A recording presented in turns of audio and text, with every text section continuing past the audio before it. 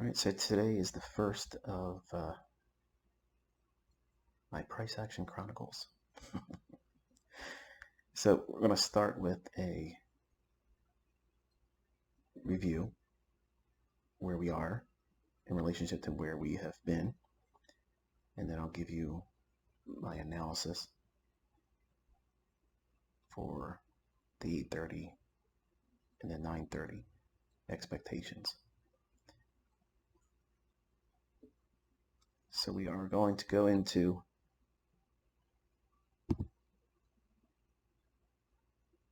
this view here, and I'm showing the raw chart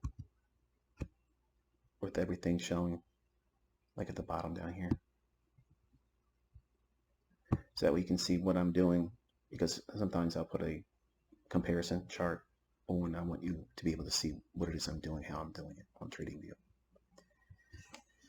All right, so let's get on with this. So we have, first go to dollar index.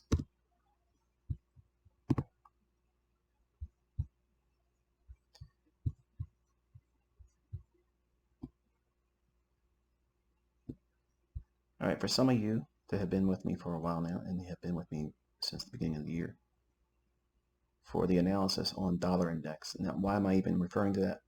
Because it's a risk on, risk off barometer. It tells me if I'm likely to see continued upside going long in ES, or if I'm likely to see continued weakness in ES. And also it kind of contributes to, as you'll learn throughout this year, when I'm expecting consolidation, choppiness, things that might be conflicting in analysis, that means that I'm going to be looking for a lot lower degree of participation with risk. So in other words, if I'm not looking for a really clean one-sided run, then I'll trade very, very small intraday scalps, not try to capture the entire morning session run or the entire daily run or even a large portion of the weekly range. So I'm using this indicator, whether if I'm doing analysis with the Forex market, if I'm doing it with the bond market, if I'm doing it with equities and index futures. Okay, so all of my analysis, every bit of my analysis starts with this instrument here, because it helps me frame the logic of whether I should be a trader that's assuming risk. That means buying foreign currencies or buying stock. And if that's the case, then I'm assuming that it's risk on, and that would be a lower dollar. We were looking for a lower dollar at the beginning of the year. If you go back and look at the analysis videos that's on my YouTube channel and follow all the commentary on the tweets that I've posted on my Twitter account, I know there's a lot of it, but for those that have been here, this is old hat to you, but I'm counseling you not to take my word for it, because it's going to look like it's hindsight here. But everything I'm going to talk about here was talked about beforehand. So it's kind of like a benchmark where we were, where we are now, and where we're likely to go to next. So it kind of gives you like a full circle perspective on what I'm seeing or expecting. We were looking for lower prices, sell side liquidity. That was absolutely tagged. And then I said if we went below that, we have an order block and we have a fair value gap in here. If you look at the range, and I promise I'll be very, very quick through this because I want to be in front of the charts live at 8:30. So half of this gap between this candle's high and this candle's low, that's a buy side imbalance, sell side inefficiency with an order block. So the order block is the down close candle. Why is that an order block? Because it has a fair value gap. Price has moved away from it. So if it comes back down and retrades back into this candle here, we're going to see some kind of what? Reaction. Does it mean it's the ultimate low and the dollar never sees any lower prices? No. It just means that it's going to be a strong draw on price when price is above it, as it was in the beginning of the year here. Moved lower. We use the fair value gap here as resistance. Okay. Drops lower, digs into the sell side liquidity. Throughout this year, you're going to see that while many folks that come to my work, they're going to say, or you'll hear other people say, ICT complicates things. I'm not complicating it. I'm just giving you a deep understanding about what it is available in terms of trading price action. Throughout this year, in live sessions and ongoing teachings, you're going to see that it's absolutely simple. It's very simple. We're only looking for one of two things. Is price going higher? Okay, if it's going higher, is it going to go above an old singular high, a swing high, or relative equal highs? Because above highs is going to be buy side liquidity. Or is it going to go lower? If it's going to go lower, is it going to go down below a single swing low or below relative equal lows? So multiple lows or a singular low. Below those lows is sell side liquidity. Now, if I'm bullish and we have a imbalance, what's an imbalance? Something like this and like that.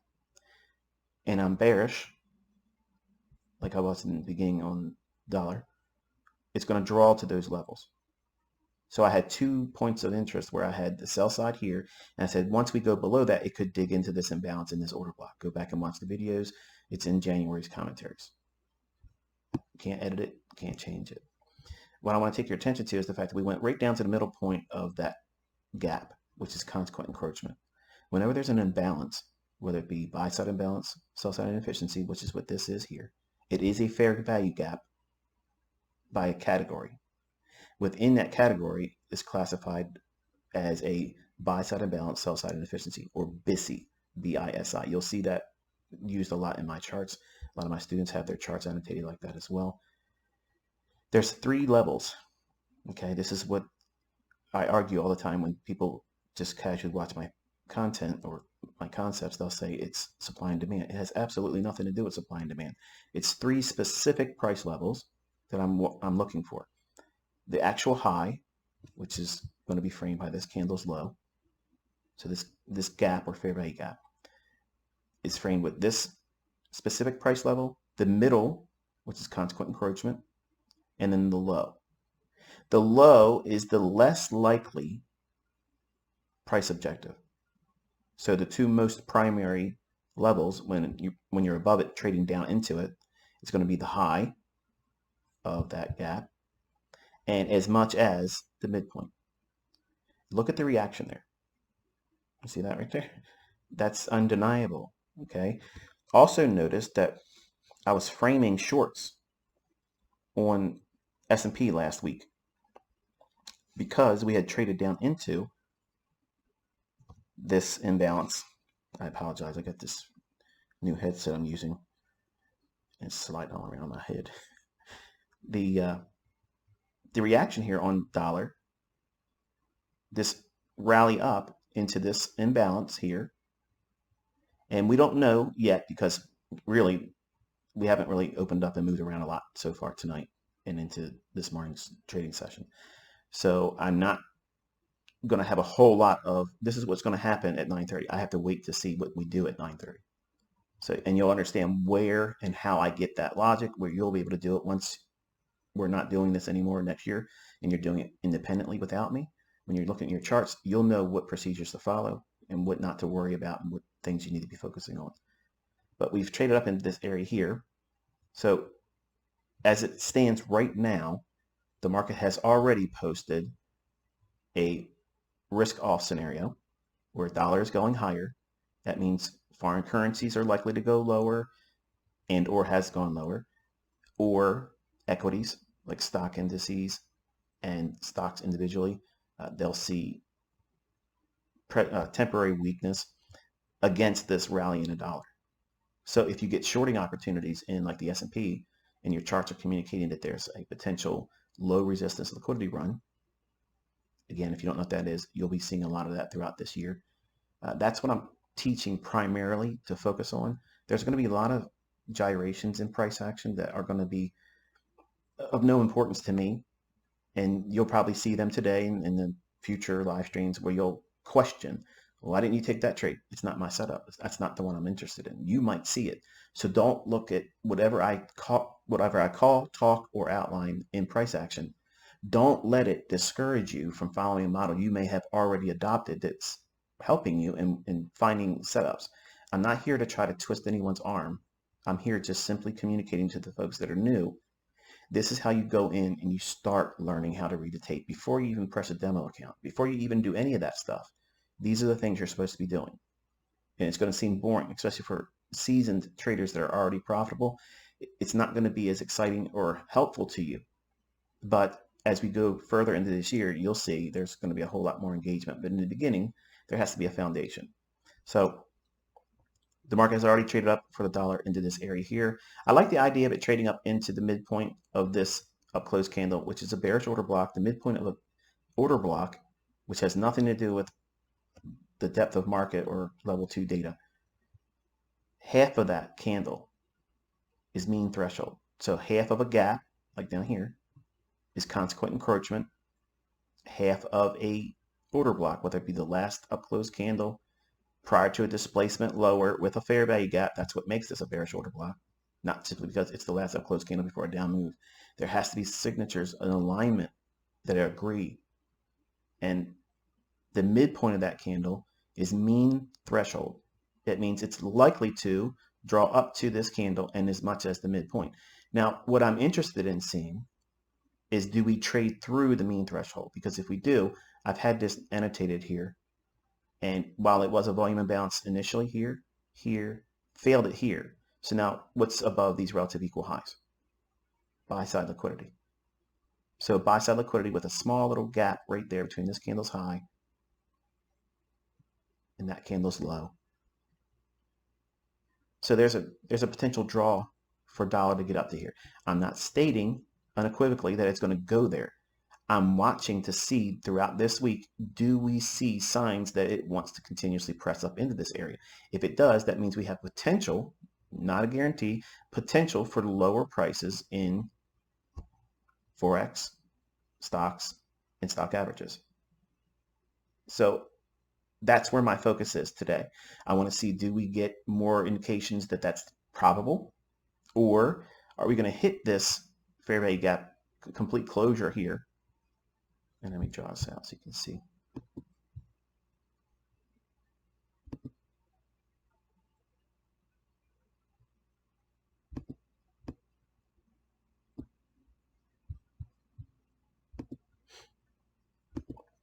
So we have just a little bit left in there.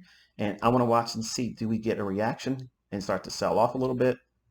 And if we do sell off, how far can it go?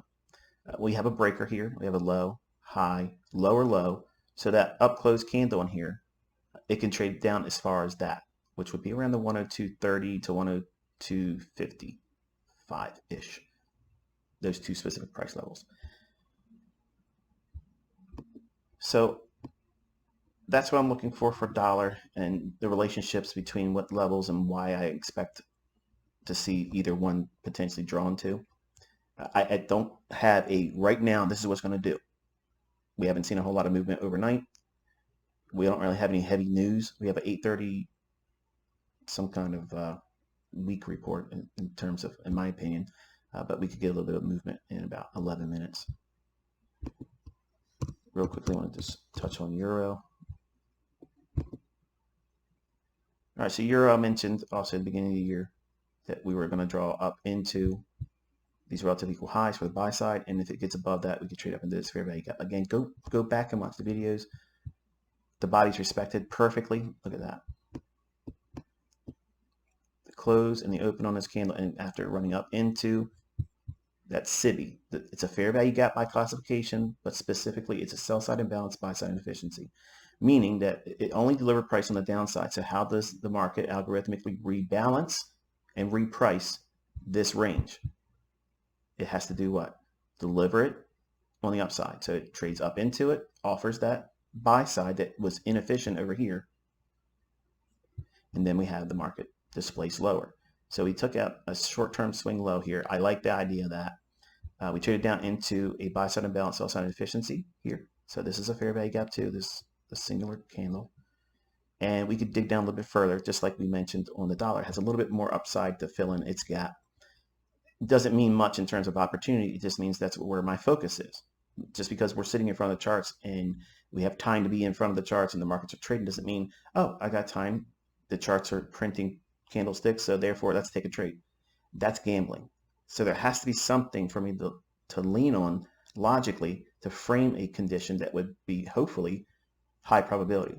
I only want to encourage you to focus on those types of opportunities. There's a plethora of opportunities intraday that are not really good risk, well, framed with real good risk reward models. Not that I'm a big fan of risk to reward, because I think it's a fallacy. You don't know if your trade's going to pan out that much, and you don't know if your stop loss is going to get hit. So no one knows that.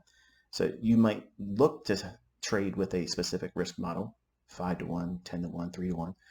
But going into this industry thinking that you're always going to get what you're setting your trade up for is a fallacy. You have no control once you enter the marketplace. So I'm going to be teaching you, hopefully, to ferret out these opportunities where price action can deliver with the highest degree of probability, reaching from one level to the next. Notice I didn't say I'm going to put you in winning trades. That's a stark contrast to what I'm trying to do here. I'm trying to teach you how to read price. If you're here to try to keep score or something like that, that's not what this is. I have other live streams that I'll do things. I'll showcase stuff. Here it's lectures, teaching, getting down to the brass tacks of what you're supposed to be doing before you even press a demo account using the things I'm teaching on my channel. Okay, so that way, hopefully I've communicated that clearly. It's not meant for you to follow along and press a live trade. Don't try to trade your funded account with the things I'm going to say today and any future live stream. Okay, it's very important that you understand that. Today also marks the day where I'm not replying or hearting or liking any post on Twitter. It is now just a medium for me to alert you if there's something that's got my attention, and I'm not live streaming. I'm going to bring something to your attention there. I don't care to know what your responses are. I don't care if you like it. I don't care if you don't like it. Don't communicate to me through it, because I'm not reading any of it. My attention is dialed in the markets for now. And between now and the second Friday of November, it's all work, no play.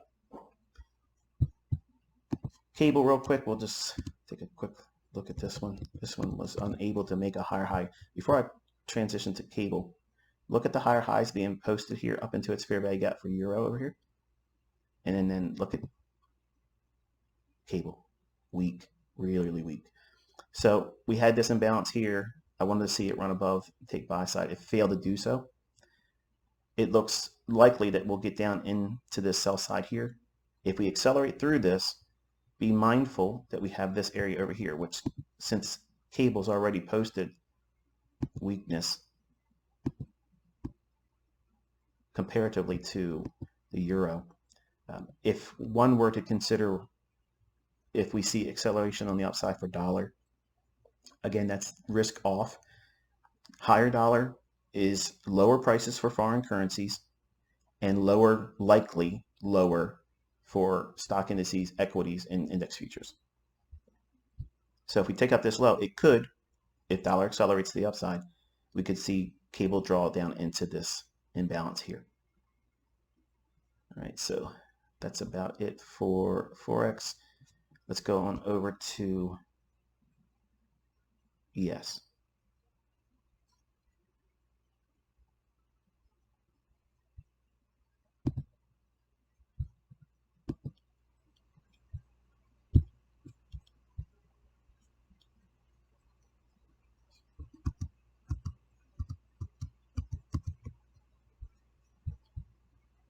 Give me a second here.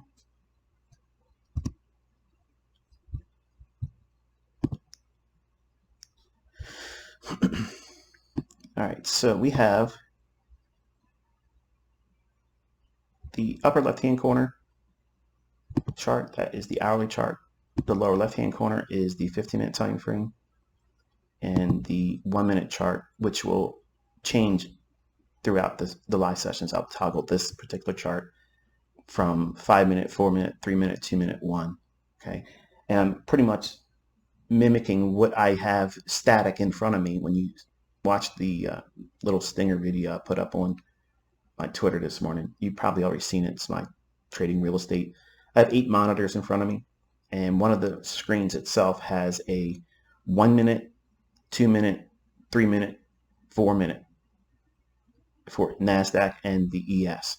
Since I'm using those two markets primarily if I'm trading index futures, I don't trade the Dow, even though you will see the Dow flash, when it's necessary to be mentioning it. I don't trade the Dow. I'm not just trying to discourage you from trading it. If you've been successful with it, if you like that medium, by all means stick to it. Don't let me or anyone else take you out of what you're trying to do or wanting to do. Okay, all I'm trying to do is inspire you to read price from a classical point of view without indicators, completely naked.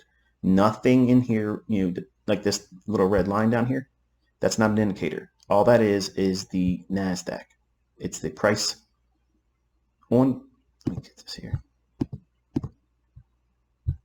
It's a line chart. And the way you get that and how you get that, let me just take it off and I'll let you see how we do it. We got a couple minutes still till 8:30. You go up to your little plus symbol here on TradingView. You click on that. Be mindful that you're looking at the chart that you're not going to load back up. In other words, I'm plotting S&P. So ES is the chart, so I want to compare it to NASDAQ. So you would do the same thing here. You would type out the front month code for the index that you want to compare it to. You can do this with the Dow too. Like if you wanted to put the Dow up, you put YMH for the month code for November. I'm sorry, for March. November, good grief. 2023. Okay, and if I did that, it's plotting it over top. You don't want that. So you untoggle it and click on New Pane, and it'll plot it down here. Now, if you want to add the NASDAQ in addition to, you can put NQH2023. Now, when a March contract expires, you would change the H to M for the delivery month of June. Okay, and then you plot that. And then again, it's plotting over top. You don't want to do that. You want to go to New Pane. All right, and then what you would do is if you want to compare, like if you're looking for market breadth to continue working lower, you would be comparing the highs. So you would click on the toggle box here. On your price source, you would go to high. Okay, and then here for the NASDAQ, same thing. You would go to high. And what that's doing is it's plotting, I don't like the light blue color. It's plotting the relationship of all of the highs. So you can comparatively study the difference in relationships between all the price highs that of ES, that's the trading market. I'm trading that market, but I'm looking at the relationships between how the market has priced in specific highs and lows relative to the Dow, which is the only real use for me as a trader. I don't trade the Dow. And then you have the NASDAQ. So I'm looking at the relationships between the highs in one pair, or not one pair, but in one market versus the other. And what do I mean by it? What's the benefit of doing something like this? If you look at the relationship of these highs here on NASDAQ with that of Dow, and then the E-mini S&P. So you can see that the S&P looked stronger here, and it was, relatively speaking, but it was just running up into take stops. And how do you know it's a stop run? When you start seeing weakness across the averages like this. And this is simply just Dow theory. And I like to look at that to confirm market breadth. Does the market offer the likelihood of a continued price move higher or lower? Okay. And about 25 seconds or so, we have some news coming in. It's not terribly exciting in my opinion, but we'll watch and see. But that's how you add those things. They're not indicators. That's not an oscillator. It's nothing, I don't use indicators. Okay, but I'm looking at the relationships between the averages, and that'll help me many times ferret out an idea, or at least that's the plan, right? You might be looking at these levels over here, asking what they are. That is the new week opening gap, high and low. Let me maximize this real quick. On Sunday's opening, as soon as the market opens, the only thing I do anymore, I used to trade Sundays, but I don't trade them anymore. The only thing I'm interested in doing on Sunday is seeing where we open. So here's the opening price on Sunday, and you want to do that.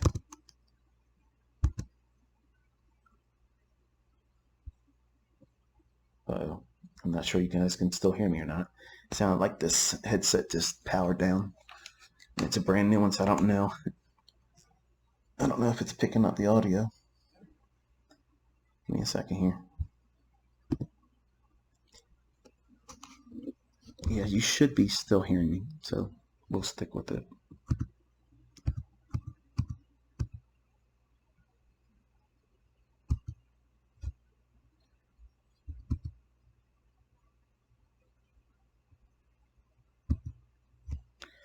Okay, and on a 15-minute time frame, the opening price on Sunday, you annotate that, and then you have the closing price on Friday. So that range is your new week opening gap. I just want to make sure I can hear myself, and if I can hear myself, you should be fine. Hold on one second.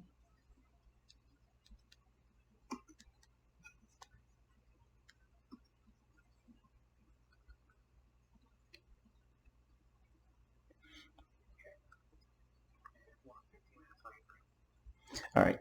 I apologize if the video audio goes to lower degree of volume, but I don't know how to fix this headset I just purchased, so we'll just have to work with this until I can overcome that. You can still hear me.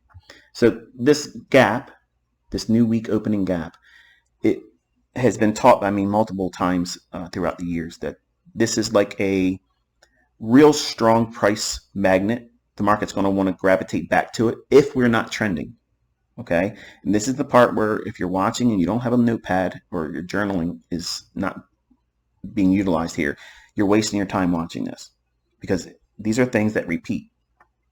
If the market's going to be consolidating or not in a trending environment, the opening gap on Sunday, if you extend it through all the way through Friday, you're going to see many times the price will gravitate back to it. Sometimes it'll go into halfway. Sometimes it'll go completely through it. It'll act as real support and resistance. The way you expect classic support and resistance to work, like you see in the books, these two price levels and the middle of it. What is the middle? You just take your fib, apply it on the opening price on Sunday, and you apply it to the closing price on Friday. That range is extremely sensitive, especially with the low, the high, and the midpoint. So the midpoint level would be 41.40 and a quarter.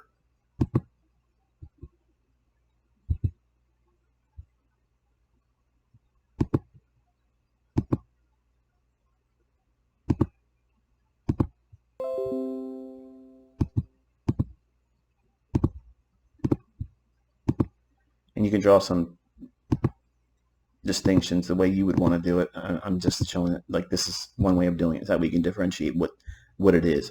You can make them very bold.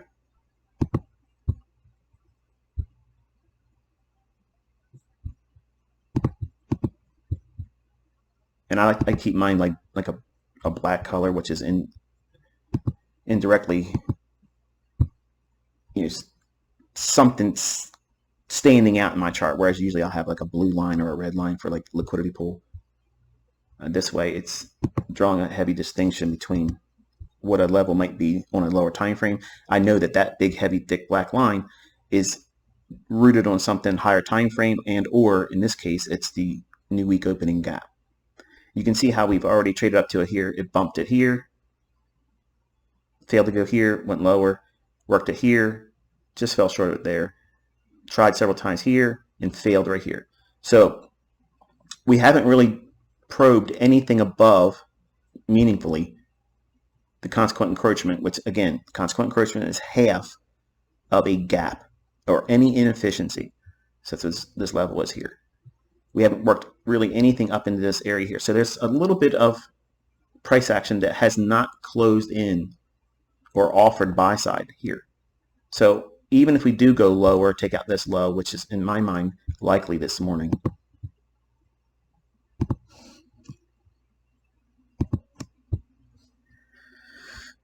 we could go down here, reject, and make an attempt to go up here if we get that weakness in the dollar. So if the dollar does trade lower, that would offer an opportunity for the market to want to trade back up into this new week opening gap, which is these specific price levels. Now, think about what it is stated there. I'm not teaching supply and demand. I don't believe in supply and demand, unless we're talking about commodities, which are really directly linked to a real supply and demand factor because it's a real market. Not to say that you can't make money in this market. It's not a real market, not in the same sense that a bushel of wheat or gold, that's something real, okay? The value of a stock index is not the same as something that you can eat. You know, this could theoretically go to zero. Highly unlikely, but it theoretically could go to zero. Gold's not going to zero. Wheat's not going to zero. Cattle, beef prices, pork, crude oil, it's not going to zero.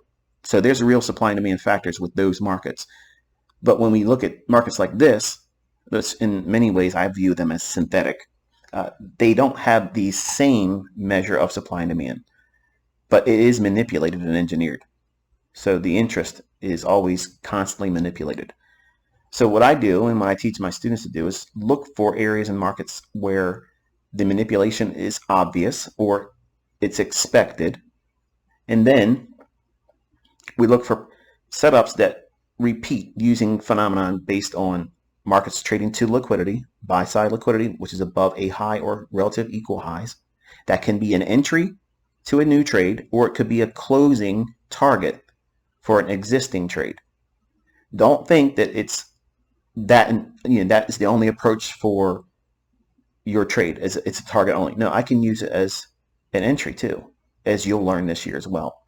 I want to focus primarily on what I taught last year, that model, the 2022 model, but I can't promise that I won't stray off topic when it doesn't materialize. So because I'm in front of you live, I want to get you thinking about things beyond that model.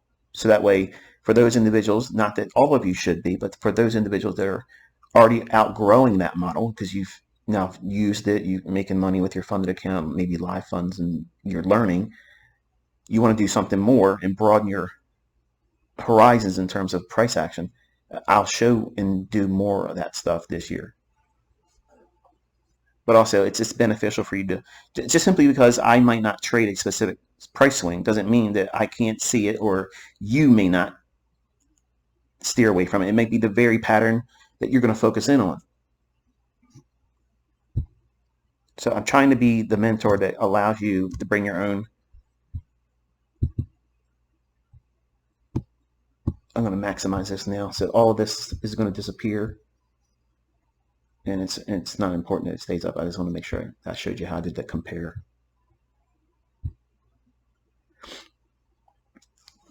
All right, so now think about what has happened here. We have a 5-minute chart. We have liquidity down here. Let me get this out of the way. Sorry. So at this low and just below it, I teach my students, we aim for that. I don't look at that as it's going to go down here and bounce. I don't ever look at it like that. I look at price like, who went long here? I don't know. You don't know. We don't care. Somebody went long. The market went higher.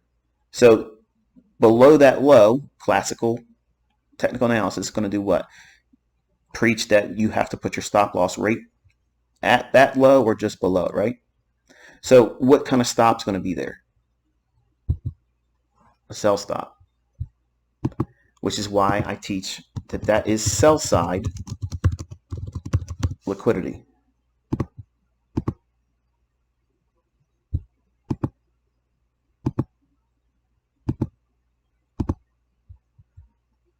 Price rallies up, it breaks down. What just happened right here? Right below this low, it shifts. Market where? Bullish or bearish?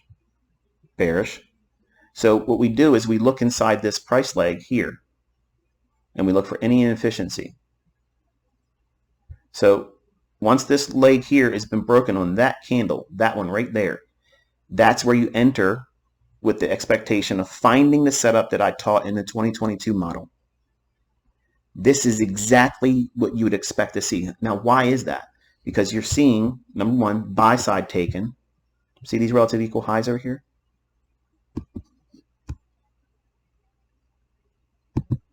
Above this area, anywhere in your price, anywhere in your chart, I don't care what market you trade, it doesn't matter. This is like a constant thing that repeats over and over and over again. Watch this volume imbalance in here, by the way. because it could see that and then drop down and below there. But buy side liquidity here, above old highs, when the market's dropping,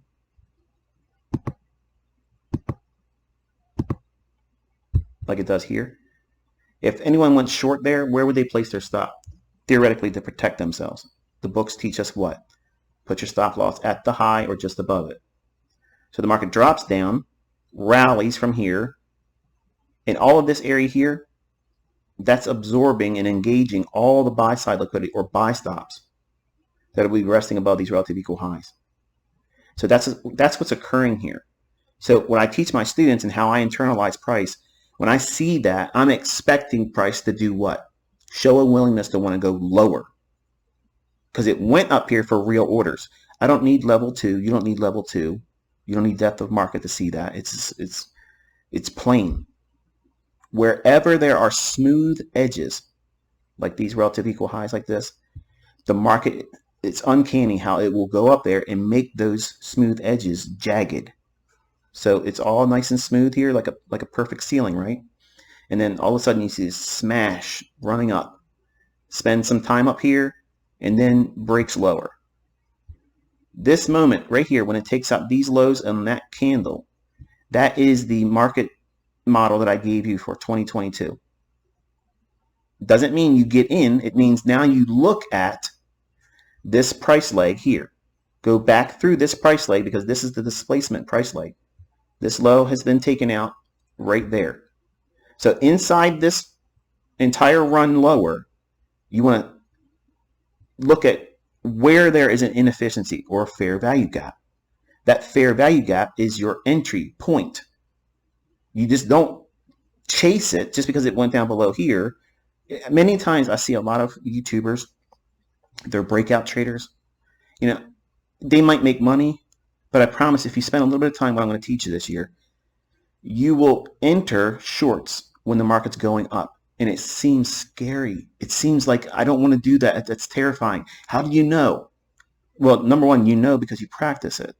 You do it over and over and over again. And by doing it over and over and over again, it desensitizes you to, because in the beginning, you want to be correct. That's really, you didn't get into this business to be right, because if you wanted to be right, you would play board games and play chess. Okay, those types of things. I was right about these moves and these outcomes, and that was the reward for it. In the markets, you want to be profitable and control and manage risk. You don't want to do anything but that. That's the number one factor for why you're doing something. But in the beginning, that lure into the marketplace while you're doing it changes and morphs into, I want to be right. I don't want to be wrong.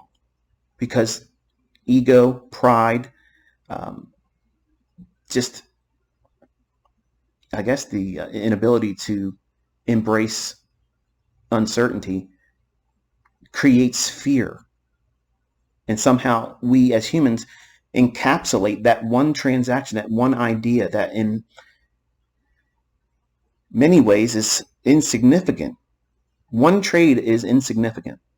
But in the beginning, you make that singular trade or a singular trade paramount. Like it's the only thing that defines you as a profitable trader.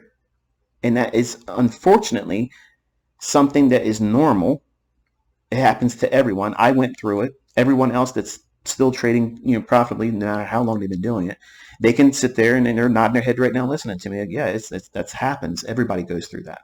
The problem is you want it to be black and white, perfect. You know when it only works and you know when it doesn't work. So therefore, you're thinking that there's a way for me and you and everyone else out there to never take the losing trade. And that doesn't exist. That does not exist. So you have to look at the probabilities of something repeating that we can look back in time and say, okay, it usually does this, it usually does that, and therefore I've seen 100 sample sizes of this particular thing happening under these circumstances, the things that lead up to it. And what does that mean? Well, as I mentioned, we had relative equal highs. The market runs up in here. We don't do anything. We're waiting. Then the market drops. It does so here. Do we do anything with that? No. The market rallies again. What does it do? It runs above the rejection block in here. It's in my YouTube channel. And then there's a displacement lower. So this willingness to break sharply below a swing low after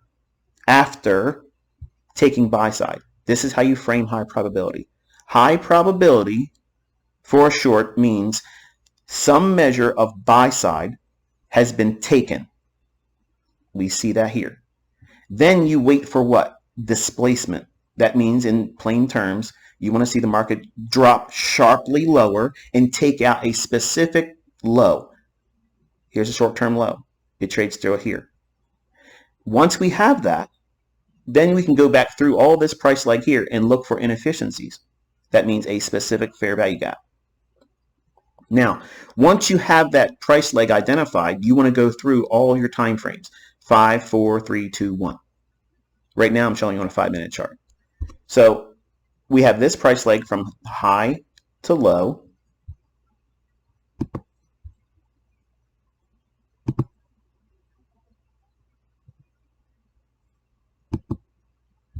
High to low. This is the low that was shown as a break in market structure, and not break, I shouldn't say it that way, a shift in market structure. So anything at this level or higher, we want to look at that as a potential what? Fair value gap. Now, this is the part that being mentored versus just watching one of my videos or listening to someone else try to take a series of lectures or a video of mine that may be an hour or so long, and they try to condense it to a 5-minute trainer. Learn ICT stuff in 5 minutes. You're never going to learn what I'm about to show you in those 5-minute trainer versions. Okay, I understand everybody wants to get clicks on their videos and such, but if you want to learn, there's a way of doing it correctly, and there's a way of just looking at cliff notes. It didn't work for you in school when you studied the cliff notes and you didn't get a high score. You have to read the book, right? Okay, so here's what it is. Inside this run from the midpoint of this leg higher and lower. Okay, that's the price leg that we're looking at. Why this price leg? Because it took out this short-term low on that candle. It's a shift in market structure, bearish, lower prices are expected. We do not look at any rally up as a sustainable run. Why? Because stops have already been taken above this high here. Then there's a shift in market structure below that low. That means that any rally after,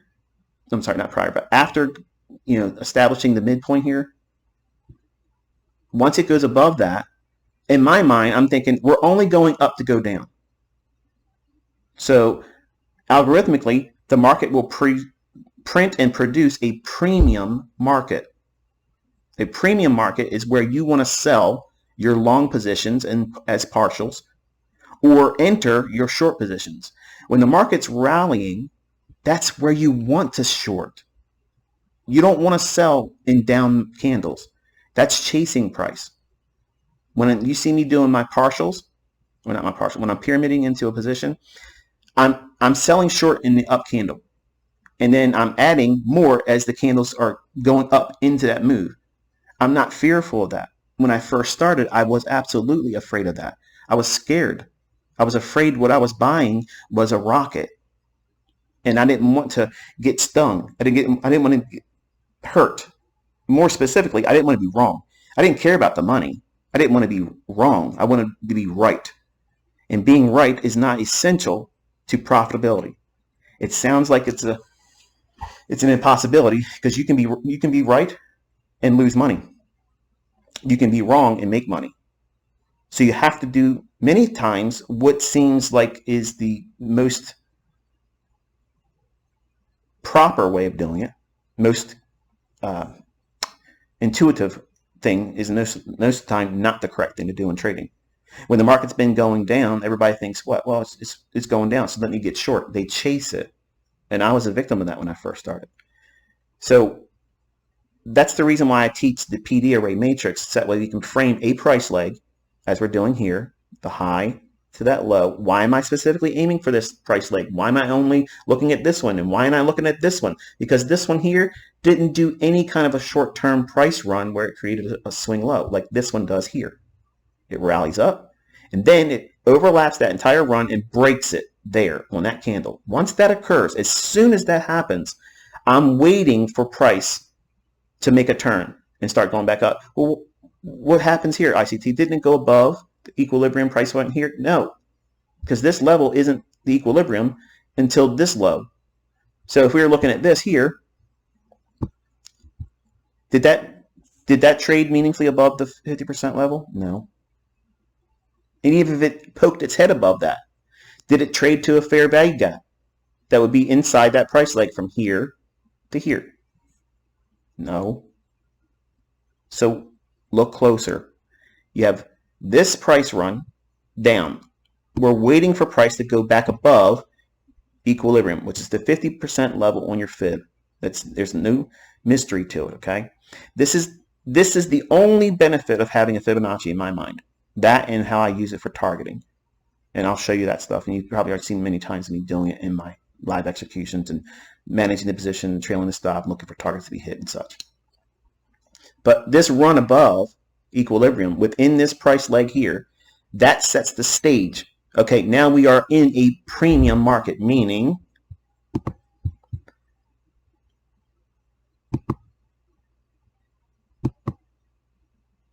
this range is premium. It's, in other words, overbought. I don't need an indicator. You don't need an indicator to derive that. From this point here to here, this is discount. As soon as we leave, and again, this is, again, not in the folks that try to teach my stuff. They don't know what they're doing. And I'm asking you, please stop trying to teach my stuff because you don't know what you're doing. You're not covering things that are most salient, and you're oblivious to the things that are necessary for certain things to be really in the marketplace. This discount,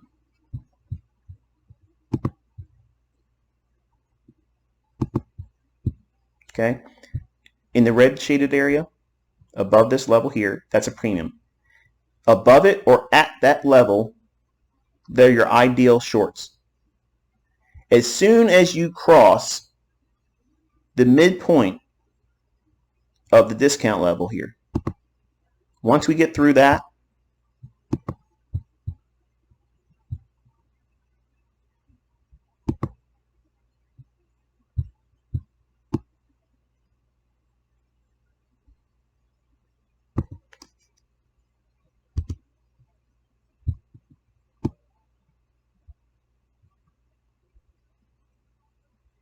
I did that by eyeball. That was pretty good, wasn't it? Once we get through that there, the highest form of profitable shorts, the highest probability short entries, they have now been exhausted. The only thing you want to be focusing on now is taking partials and trailing your stop. Yes, that's a diamond. You just simply can't just take every single trade and enter and enter and enter and enter. When do I stop taking partials or pyramiding? Something like this. Now, I'll build pyramiding entries all in this until we get through here. And then I stop taking pyramid entries. Go back and look at my examples and you'll see that's the truth.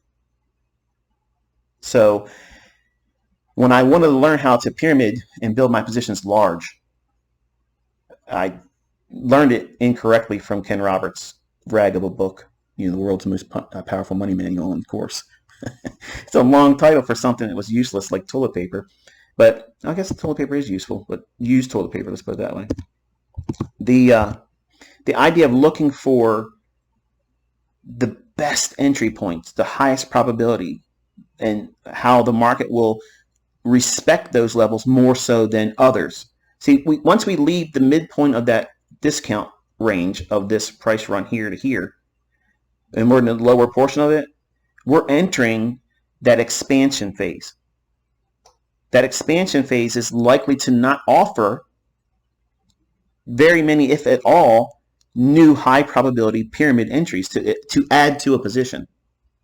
So there's a threshold at which I will no longer add to new existing positions. But while I'm in that premium area, within that price leg, within the market structure that I'm looking for, as I just outlined here, and again, you're going to want to watch this portion of the video several times. it gives you the highest degree of probability for delivery from your entry to your targets. And you don't want to chase the move and build in more position once it breaks through the threshold that is outlined here. Because to do so, number one, you're going to be worrying about trying to put on another position versus taking off some as it moves in your favor. It's crucial in the beginning for you to do those types of things. Now, for someone that's seasoned, they've been around for a long time, you know what you're doing, you know how to profit, you know how to look at targets, your targets are not unrealistic, and you can go to full terminus. That means your full target, where you aimed for when you first got on the trade. In the beginning, and this is who I'm talking to right now, when I'm doing these live streams and I'm talking to the students that are here listening, I'm not talking to the guy that's been doing it for 5 years and he's funded and he's got, profitability. You can glean what you want to glean from what I'm teaching. But it's the folks that are brand new. They have no idea where to go. They have no idea what to do with this information, how to use it, how to frame the logic. What rules do you follow? What do I do? What do I don't do? That's what I'm trying to accomplish with these lectures and obviously with the live streams. So once the market starts to draw back up into this premium area, we have to go through our time frames and look for fair value gaps. So right away we have this low to high. Let's go back in with the fib. So we have to go into a fair value gap at or above equilibrium. So from this point on up, we can look for what? A fair value gap. Is this a fair value gap? Yes. What if you sold short there? Would it be profitable? Yes. Where would your stop need to be? Here it needs to be at the high. That's a lot. That's a lot of range. But I don't want to have a stop loss like that. Okay, but you're going to have to be more selective with your entries then. Now look closer. Inside this price leg here, this is why I'm not supply and demand also. What is this? What's that? What's the separation between this candle's close and this candle's opening? Volume imbalance.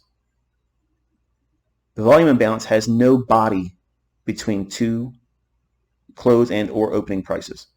So it can be a volume imbalance between a higher close and a lower opening, or it could be a difference between a close with a higher opening. That's the difference between the two potential volume imbalances.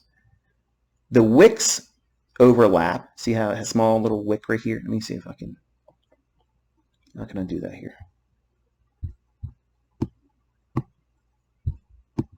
I know there's probably a shortcut to do this, and you guys are saying, if you would just do this, ICT. There's a small little wick here and a small little wick right here. Whenever I'm looking at price, I'm looking for those types of things because that's a signature. That's a little glitch in the matrix. Think of it like that. So if you take that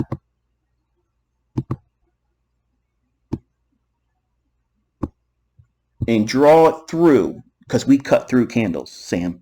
We're not supply and demand around here. If you cut through all this drop as it's retracing back up, what's it reaching for? It is reaching for an imbalance in here.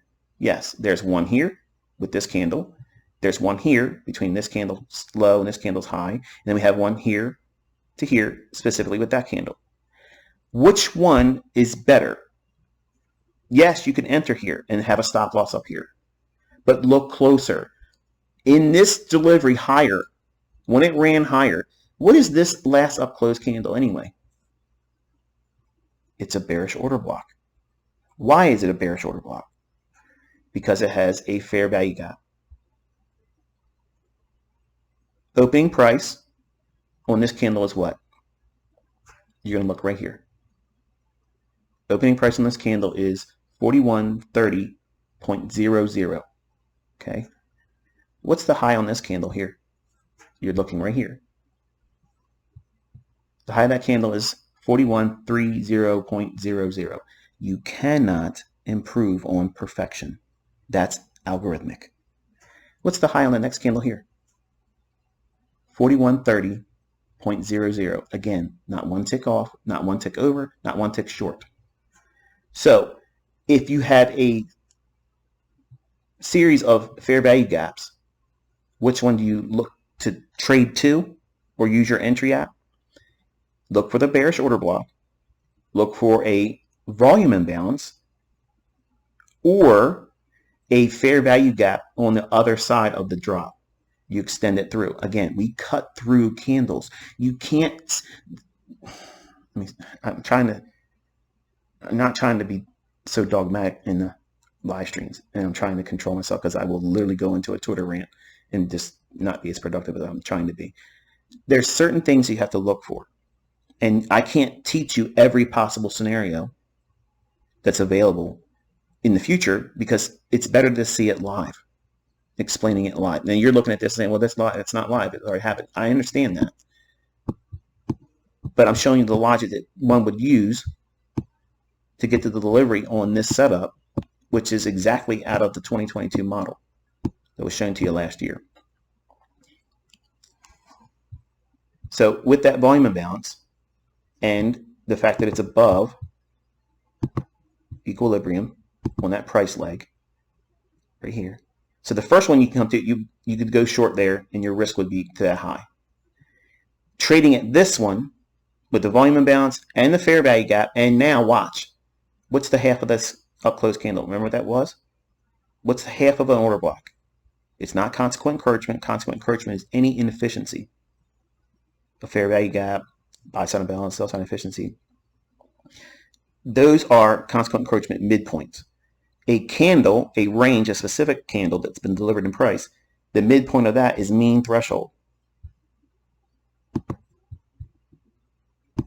Low to high is 41.31 and a half. So if you were taking this fair value gap, joining it with the volume imbalance, and it's a bearish order block, price should not do what? It should not trade above the midpoint of that up close candle. So your stop could be at 41.32. 41.32. So that means you have a 2-handle or 2-point stop loss entering within this volume imbalance, within this fair value gap.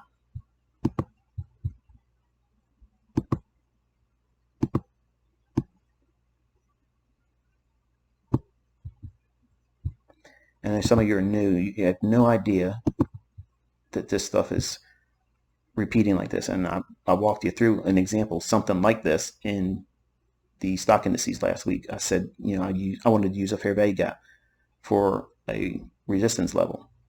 And it stopped dead in its tracks just like this did here. And I executed on it and I showed it to you. So it's not cherry picking. It's not looking at hindsight only. You have to study hindsight. Every trader that's making money right now that's profitable, they learned by studying hindsight.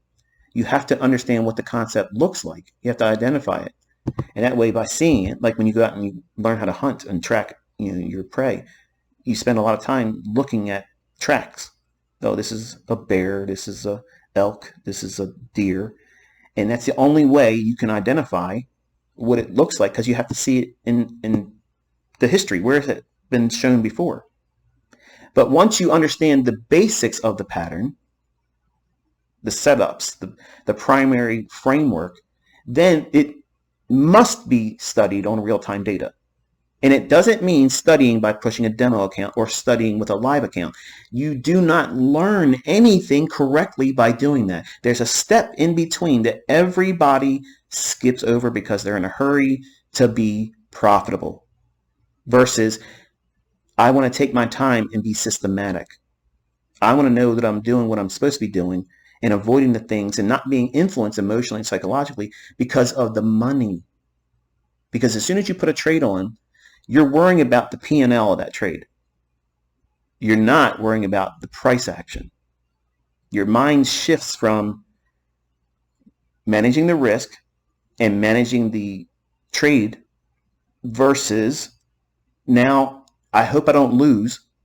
Is this thing going to turn around and go after my stop? And it may not even be close to your stop, but most of the time it will, because you're in a hurry to do what? Jam your stop loss up. And that's not what a profitable trader does. Profitable traders aren't in a hurry to race their stop loss to break even. They're not concerned about that. Why? Because they've been here before.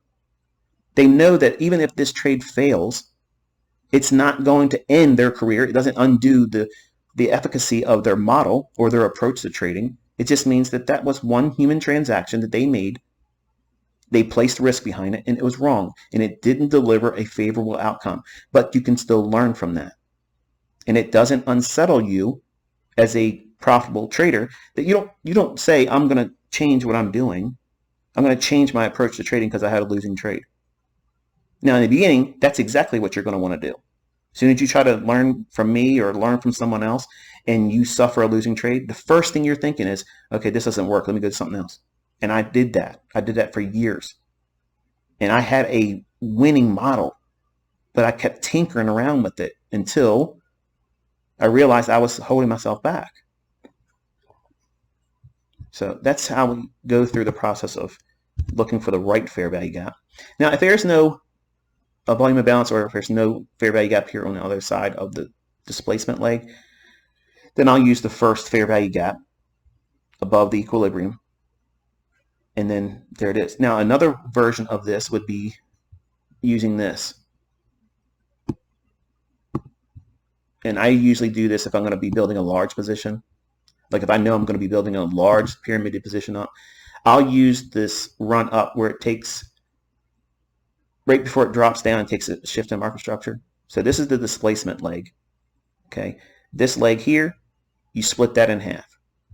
You would use any fair value gap, any fair value gap at this level, and here's your sell side. Look what we just talked about there.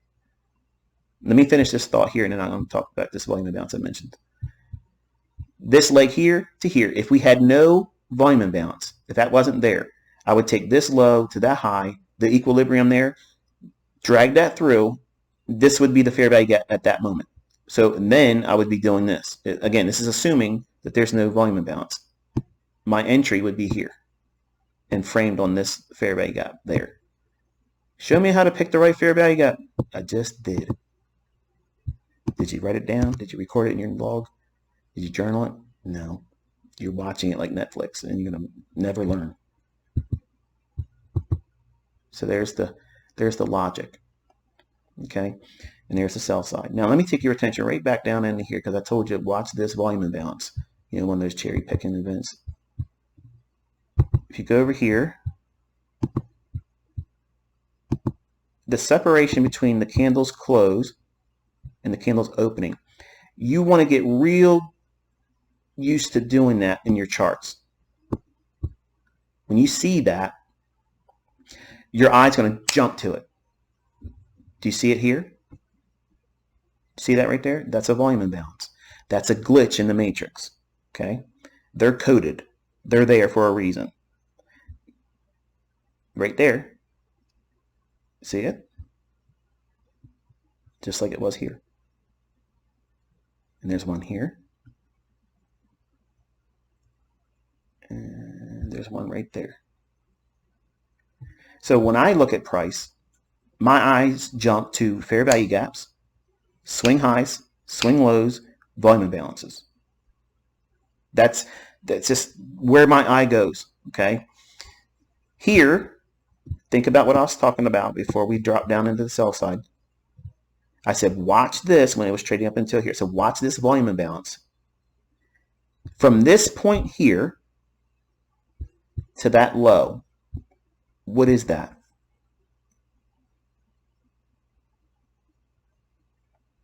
It's a PD array.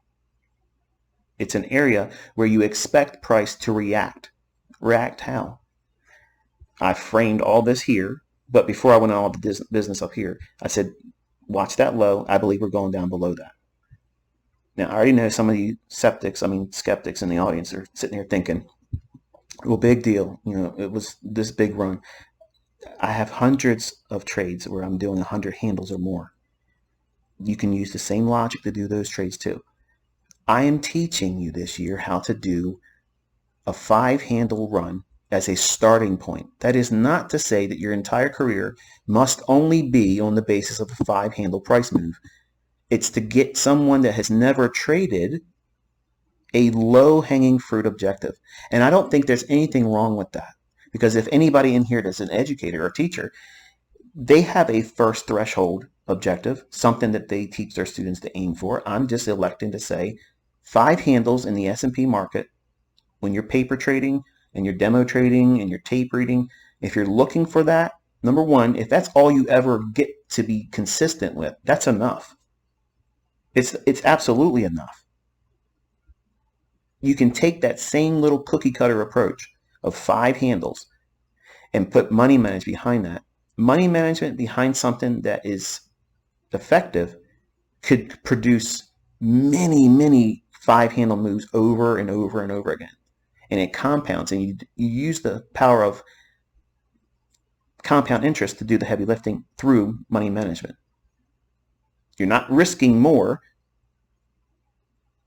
You would be, I guess, risking more comparatively from where you first started as your equity base when you first start trading versus 5 years into trading. Your risk isn't any larger percentage-wise. It's a fixed rate of percentage risk that increases monetarily, but never percentage-wise. So the heavy lifting is done by money management, not the bigger positions coming in. I can do that. I can do heavy-handed trades. But a learning student, first introduction to trading, first introduction to what I'm trying to teach, it would not be efficient for me as a mentor to try to waste my time trying to build you up to try to do these big heavy-handed trades in the beginning when you don't even know how to read price. So the way you learn how to read price and you feel rewarded because it's more frequent that you'll see a 5-handle move than a 100-handle move. There's many 5-handle runs intraday versus how many 100-handle runs is happening intraday in one sustained run. It's not happening that often, right?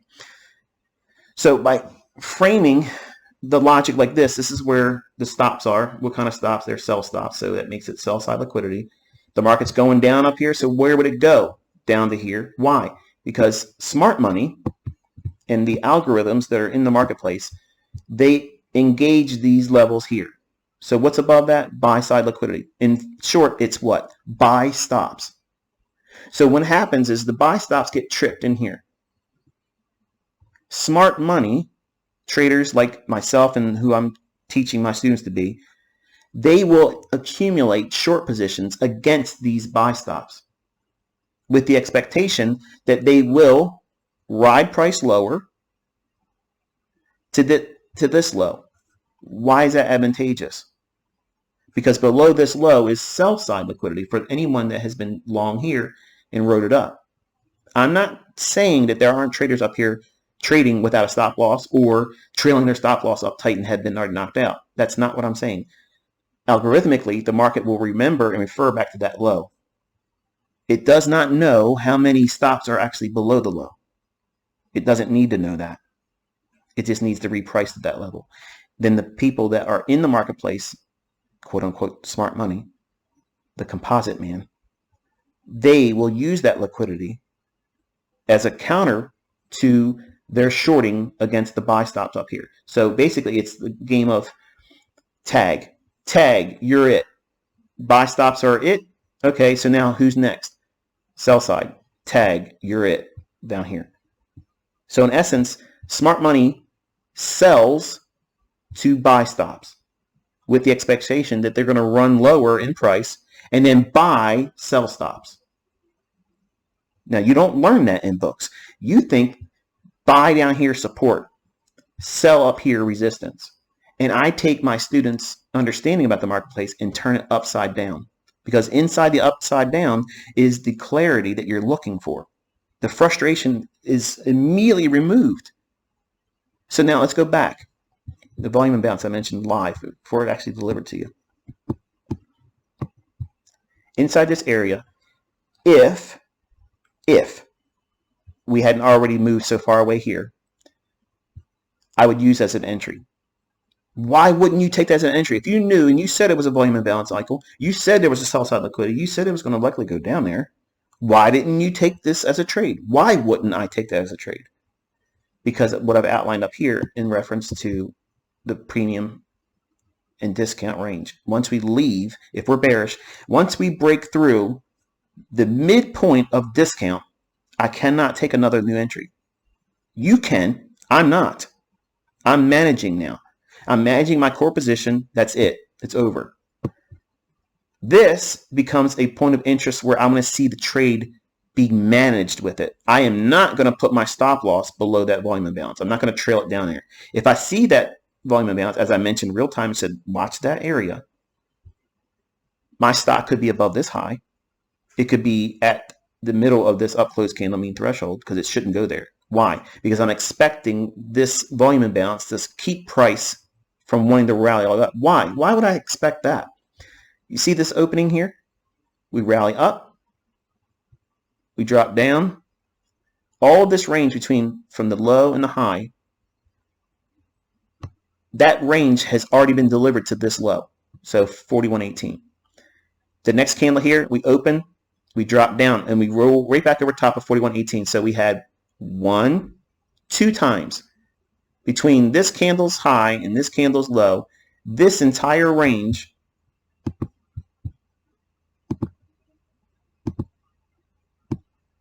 Oh, you're learning today.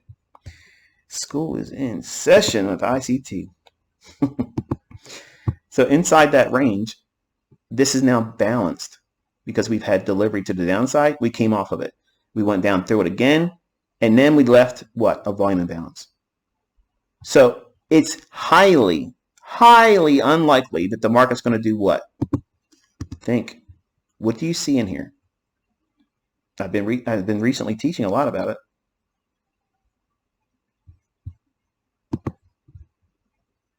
That low to that high. What's that price? It's consequent encroachment. Wait a minute. You said that's for gaps and fair value gaps. Yes. A wick is a gap. To an algorithm, they view a wick as a gap. Midpoint of that is consequent encroachment. What price is that? 41.19 and a quarter. So my stop would have to be above that. Trusting that it would not go above that. That's stop management. That's how you understand what you're looking for.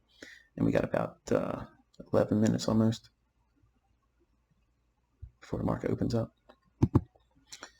So in this area here, that volume imbalance will simply just be a measure of me managing a position that's open until we get down to here and where we can take partials.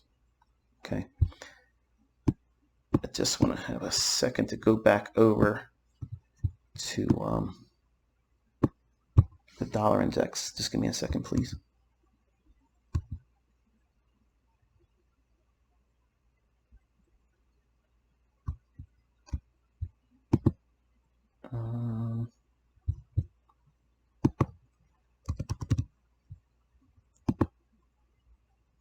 Okay, yeah, see how we went into this area here? I mentioned that that small little portion of price went right up into it there. So now this is important because we have technically fulfilled the repricing of this down close candle. So this SIBI, which is a fair value gap, sell side imbalance, buy side inefficiency. It offered the range on the downside. So to reprice that, there's going to be delivery on the upside, which is what we have here.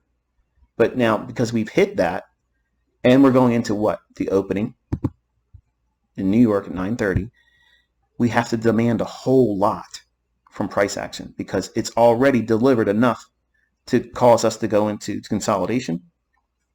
We don't know with any great degree of certainty now if it's going to rally higher or if it's going to decline lower. So how would I use that on a day like today?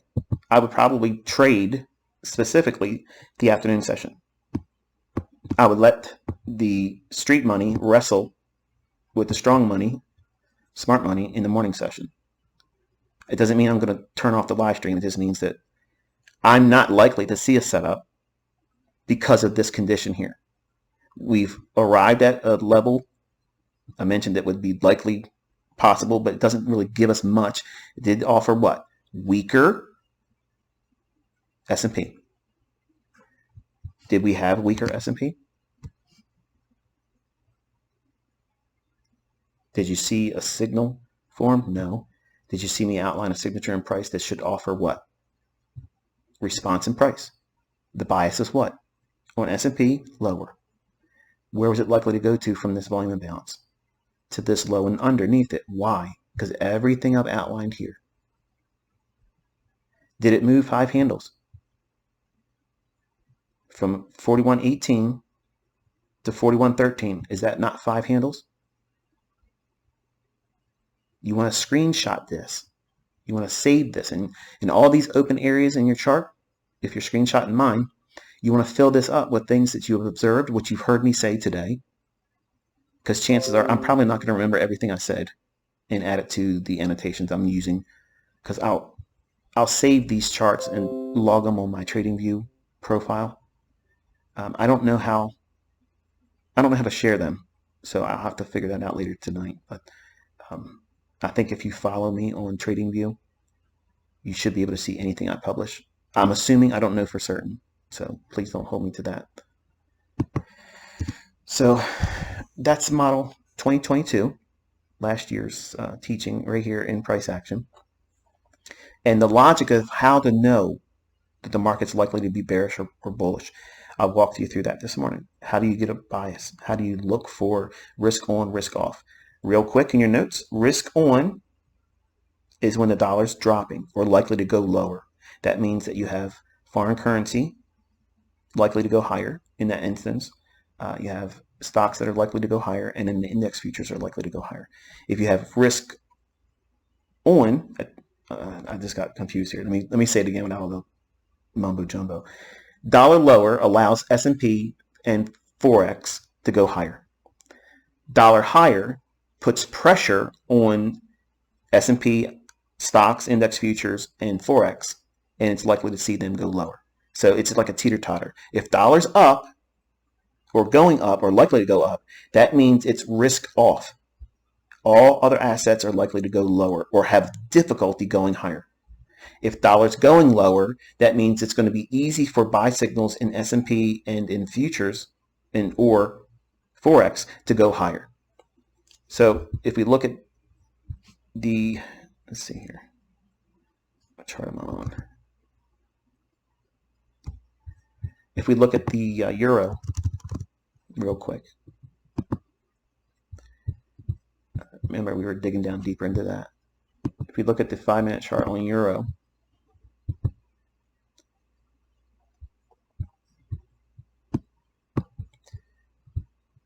fair value gap, softer. So look at cable real quick. I know I can hear the guys that's been trading for a while. Dude, I know this. I understand you might know it. There's a lot of people that are here that don't. Cables is ugly. We did have softer, but there's nothing here I would have traded on. In fact, I probably would have been stopped out with this run here. Yeah, I would have been. I would have used this right here. I would have went short on that one, and my stop would have been hit there. So there's some reality for you. And look at gold real quick. Remember what I said last week about gold? It was a pretty wild drop, wasn't it? Watch this level here on this order block right there. That might be a level to watch. If we break through the middle of this candle here, so you do your own mean threshold measurement there. If we break through that on the downside, on a closing basis, we're going into this area here with sell side. Otherwise, we might want to drag up into this down close candle because we have a candle high and a candle low, SIBI, so it might want to reach back up into this fair value gap and act as resistance, and then maybe go softer, especially if we continuously see what? Dollar going higher, which is why you saw weakness and why the gold market dropped like it did. It's not a surprise when you start looking at it from a macro stance. So whenever we sit down on the weekend or we go through our analysis in the morning, I always revisit my macro analysis because it's easy to see something on a lower time frame chart and think, oh, yes, is that same thing I saw when I was 22 as a trader, and I did really well with it because you can't do that. You got to take it back to the core macro analysis. And yes, I can trade against core macro analysis, but in the beginning, you shouldn't be trying to do that because it will help frame experience and provide you a means of measuring progress because you're continuously doing the same things and getting progressively better at doing it versus insanity, which is doing the same thing over and over again, which is jumping from method, jumping from model, jumping from educator, jumping from market to market, different time frames, different style of trading. That's insanity. So you have to give yourself a chance really to do well. All right, so we're a couple minutes away from the open. Now you can see this fair value gap here. Would you take that? No. Why? Because we've already moved a lot and we've already tapped into sell side. So what could happen at the open, we could start to sell off a little bit, get everybody thinking, okay, it's been going down. It's going to keep going down. So they'll dogpile in going short, and then they'll rip it up above this volume imbalance. This here is the only exposed area I see in price with the exception of this one. Why? There's no overlap between the candle before this one with this candle and this candle between their respective highs and lows, meaning this here and here, if you take that there. So that is a SIBI. It is a fair value gap by classification, but specifically it is a sell side imbalance, buy side inefficiency. So within this run from here to here, that is above equilibrium. I'm not stating that this is what's going to happen, folks. Be mindful of that. And then some of you are like, okay, he's telling us it's a buy. I'm not saying that at all. I'm answering questions you're probably seeing. This fair value gap, what would you do with it? I would do nothing with it. I would watch. Why? Why are we watching price right now? Because it's already fulfilled several things on dollar, and it's already fulfilled a run on liquidity here ahead of 930. If this would have been trading up here still, I'd say, okay, I'm looking for a short and I'm going to target that low. But because we already broke down, the model that I taught last year has already delivered. So since it's already delivered what I would expect reasonably, so you have to be careful. So anything here that we get from this fair value gap I mentioned, we could take out that low, entice new sellers at the open, and then this is electronic trading hours. If you go here to regular trading hours, right now the price is 41.13 and a quarter. Okay, we go to regular trading hours. Chart looks different, doesn't it? So we're down here in electronic trading, and we have a gap from yesterday's close to here. So now think about that. We have already tapped into sell side here. Don't worry, I'll go back into that chart in a second. We've already traded down here. We hit it. Yes, we do have a fair value gap here. But just because it's a fair value gap doesn't mean it's a tradable entry point. It's something that we watch, just like this volume imbalance here. Okay? Because we're down here at 41.13 and a half in electronic trading, the markets are going to see the market as a gap lower, and street money sees, oh, it's weak. Let me get short. Let me sell my stocks. And we're about 30 seconds away from the opening. So any movement lower, they're going to chase that.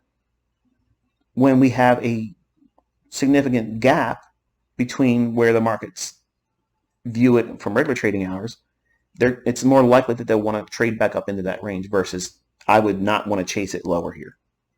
So not every fair value gap is an entry. Not every imbalance is a reason to get into the trade. All right, market's open. Now I'd like to see it. I want to see it take out that low, to be honest with you first. I don't want to see it run from here. I want to see it take out that low.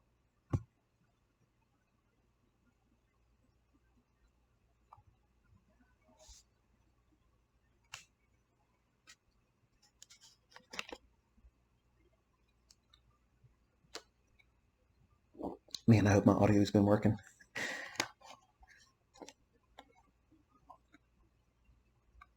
Look at that reaction off the fair value gap there. That was nice. But you said I didn't say anything except for just study it. I don't want to do anything with it yet. Now we've taken out the low. If we can rally, okay, if we can rally. Now I don't know for certain we're going to do it yet because it's only a couple minutes now into the new opening. But if we rally above it and find some support here, that's what I'm watching and observing to see if we can do that and then run up into this area here. Otherwise, we could very well just keep on melting lower. And then later in the morning, going into the afternoon, try to do something I was just outlining with that gap from yesterday's trading.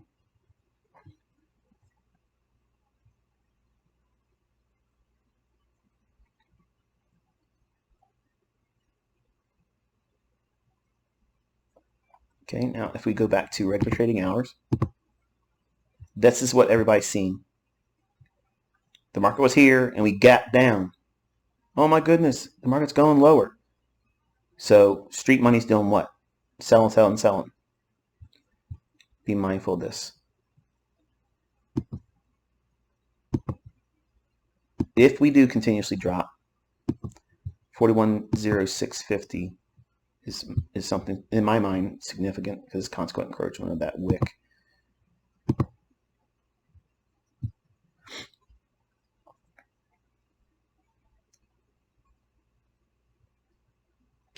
Let me see if I can make a visual aid here.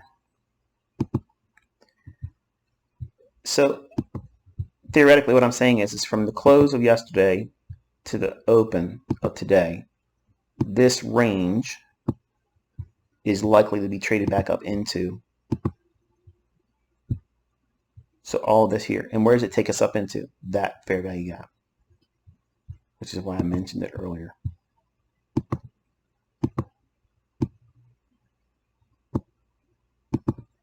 So all of this now has been explained, why it's important to me, why I'm watching it, why it's even worth mentioning. So on the downside, we have that consequent encroachment on that wick. I would have liked to seen that hit that first, but if we rip from here, that's fine. And before you can get to the point where you can get in and take trades and trust what the logic is that you're trying to trade on, you have to do this part, folks. And it feels like it's a waste of time. It feels like it's monotonous. It's unproductive when it's extremely productive. Sitting here watching these candles form around specific times of the day, the logic behind it, why it should do certain things, why it shouldn't do certain other things, is crucial. And you won't be influenced by anybody, not that you should be on social media anyway, but listening to other people. If you have no business, trying to find your own model or trying to, develop your own approach to doing it, or you don't have the discipline to do it, you've known that enough you would rather follow someone else that knows what they're doing, then there's nothing wrong with that. But if you're trying to learn how to do this, my opinion is even if someone's successful and you're following them, the only thing you're developing is codependence. And I don't like that in people. Like, I think independence is a much stronger trait than, depending upon someone else to show you their cards. But there is a market for it. There's a student base out there that's better suited for that because they have no interest in learning how to trade because they know their own limitations.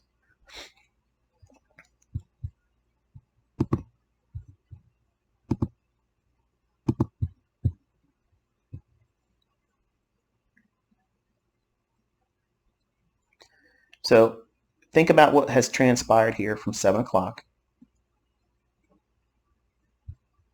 Okay, from here down into the sell side. So it delivered a beautiful low resistance liquidity run. It was in agreement with the dollar index going higher. We had support of like the euro wanting to go lower, gold wanting to go lower. So everything with a risk off scenario delivered price, as we see here.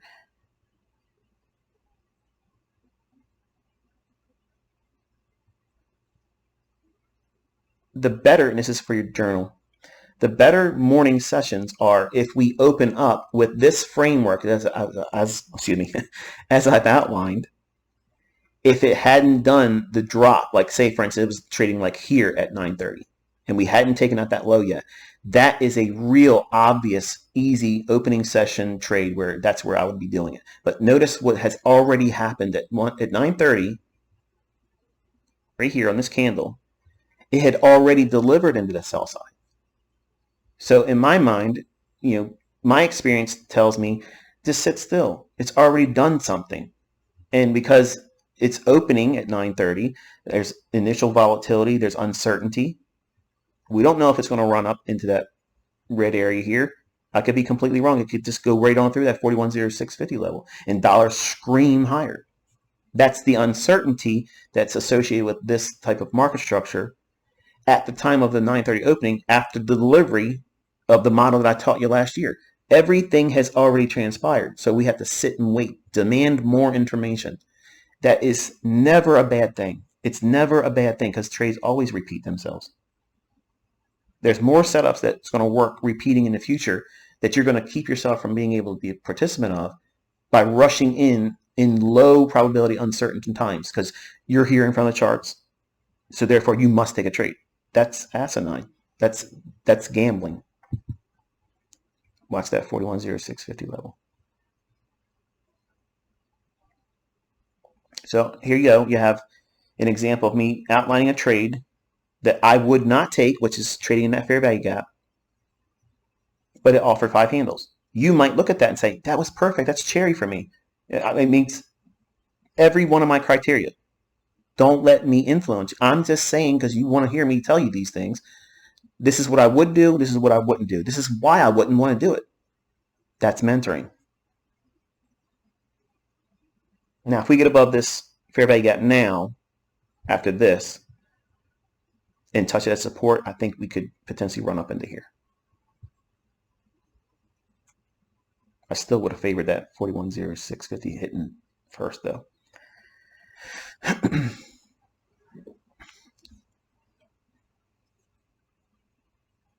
I've drank 2 bottles of water, so I have to relieve myself. I'll be back in a second. Just watch and see if we get above this gap here, if it acts as support. Watch and see if it delivers there.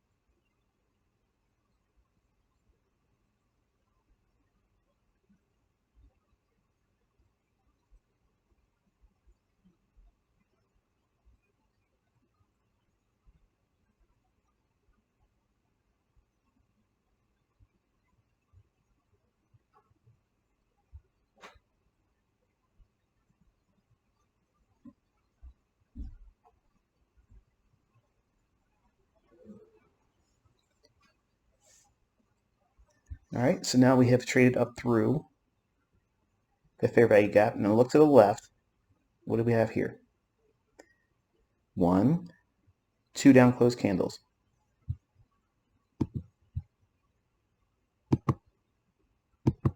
Midpoint of that, both ranges are potentially a bullish order block. We don't know for certain it is until we displace. So I'm watching the midpoint of that level. I don't want to see price go back down below that. I would want to see it rally from here and trade up into that level here, not piercing or going below this level here.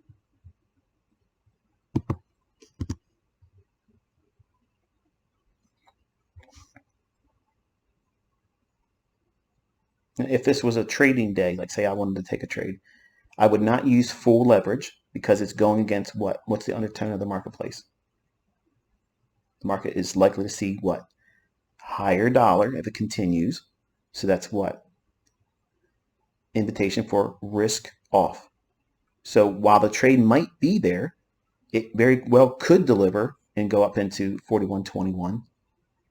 I can't offer myself the potential to lose full risk. Like the industry says, it's 2%. It's too high for someone that's new.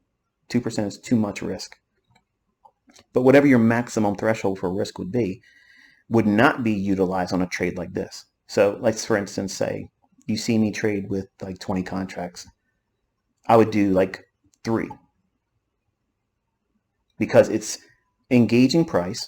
I'm not opening myself up to larger risk against the potential for the dollar index to rally higher, which would put pressure on a long entry in Forex or in index futures like this. So there's a lot of managing and weighing out that has to be done. It's simply not just give me an order block, give me a fair value gap. You have to measure these things out. And your primary role as a trader is to preserve capital and manage risk. Because if you don't do those two things, it doesn't matter what pattern you learned. It doesn't matter what structure or approach that you use to trade with. You're going to lose. All right, so the next point of interest we want to see it go through would be the volume imbalance here. Now I would want to see if we can do it. If it can trade through the volume imbalance, I want to see it do so with speed and no respect of it. In other words, I want to see it go through it and not come back and touch it. Now it can go up to it, start a new candle, touch it, and then expand. That's fine. I'm not looking for a type of run up, stop short of this box, and then come back down, find support, and then go up to it. I don't want to see that. Why would I expect something like that? Why would I want that? Number one, because we have outlined this morning that the dollar index has been bullish. It can continue being bullish later in the morning here and completely pressure this from wanting to go where? Preventing it to go higher. So you're trading right now in a what? High resistance liquidity run. It doesn't matter if it goes up here. That I don't want you thinking I was right or we were right watching it. That's not what I'm not trying to build that as the argument.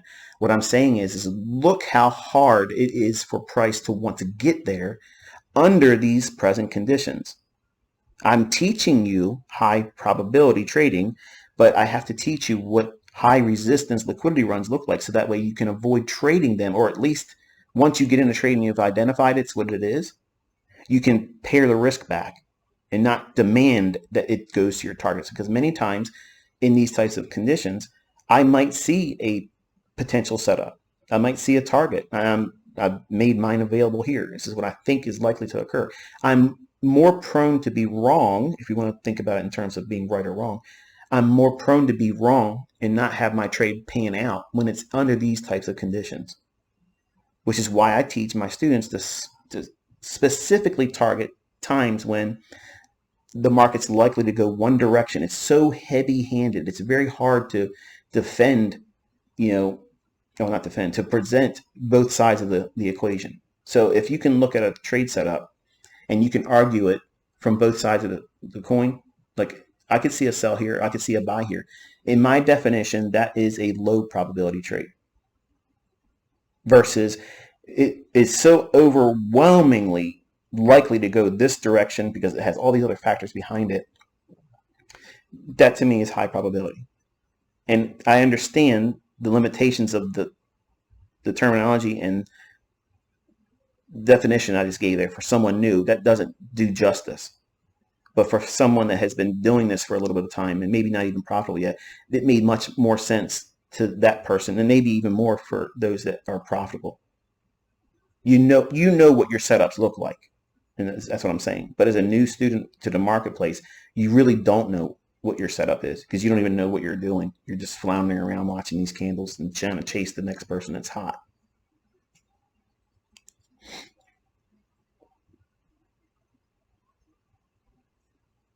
So in this instance, say I was unaware, not that that would happen, but say I was unaware that the dollar index has been trading the way it has been.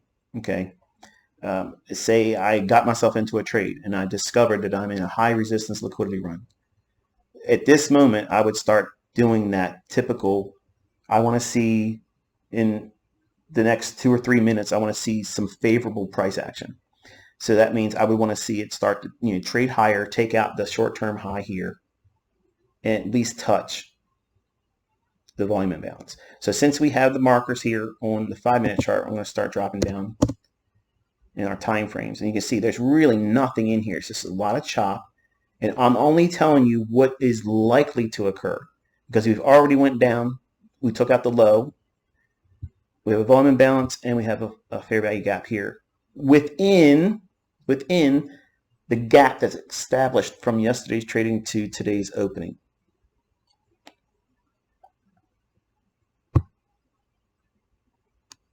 Okay, it's 4 minute, 3 minute. Look what's here now.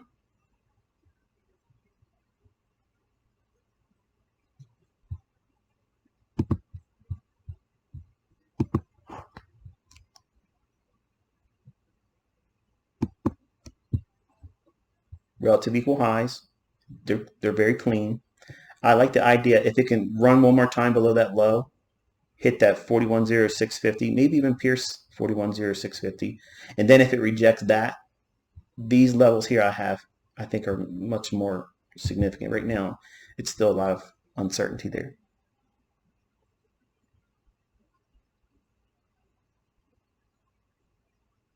And again, these are the conditions you get once you see the delivery of a objective on a setup. Again, getting back to that sell side here. Because it's done so before the 9:30 opening, this right here, this is exactly what makes the morning chop at the opening. This is what creates that condition, all these factors together. Because it's already delivered what would be reasonable in terms of a very high probability, low resistance liquidity run signature. It just means, in plain terms, easy language, it would be the easy setup going short has already happened from over here. And it went to target. So since it's already done so before the markets open at 9:30, that means the market's going to chop around until it can establish more sentiment. Right now, in my opinion, they're trying to force the narrative that it's going to go lower. And they like to do that with presenting relative equal highs like this. So that looks like what? Oh, it stopped here, and it starts to drop down. So that means what? This is resistance, right? That's what a retail trader sees. That's what street money sees. What's resting above those highs right now? Buy side, buy stops. So ripping above that and the volume imbalance, how far can it go above that into this gap here, which now is refined with this candle here. So from this candle here and here, so we can refine it to this. It's a little bit more sensitive because initially I had it set on the 5-minute chart. Now we're in a 3-minute chart, so it's a little bit more refined now. And so hopefully, the point is you're learning this morning how to anticipate the chop, the anticipation of when the market's going to rip higher and build bias, even under the presence of a high resistance liquidity run. We had our volume imbalance traded to here. So remember I said I want to see in the next 2 to 3 minutes it needs to get into that volume imbalance. So it's met that threshold.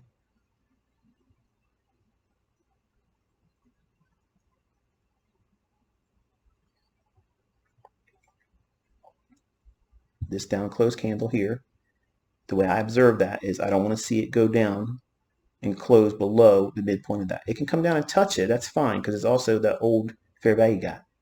But I want to see if it does that, it needs to rip higher and aggressively run.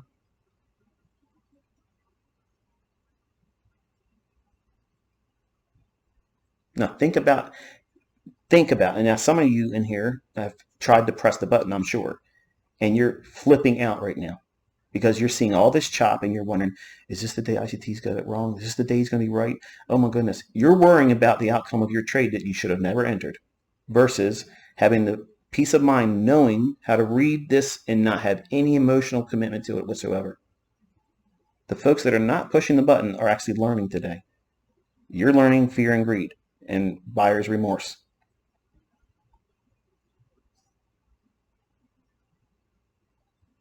But imagine if you were in a trade right now.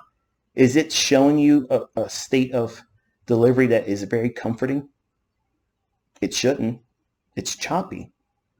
These are market conditions when you're in them, they feel like you're being strangled and darkness is about to slip on and envelop you. You can't, it's like it's choking you. And you don't want to be in trades like that. You want to find trades that are very easy. Just once you get in them, not long after entering them, it starts moving in your favor and it starts delivering quickly and you have big ranges in your favor. That's a low resistance liquidity run signature. That's what I'm teaching you to find. But you have to see what they are not to know when they exist. This is a high resistance liquidity run. It still can deliver. It absolutely can do it. But it can do so with gray hair or a loss of hair. It's very stressful sometimes, and it feels like it's an eternity, and or it completely fail on you, and that's always a probability with any trade, really. But it's more likely to fail when you're trading in these kind of conditions. And I hope I'm communicating that effectively today.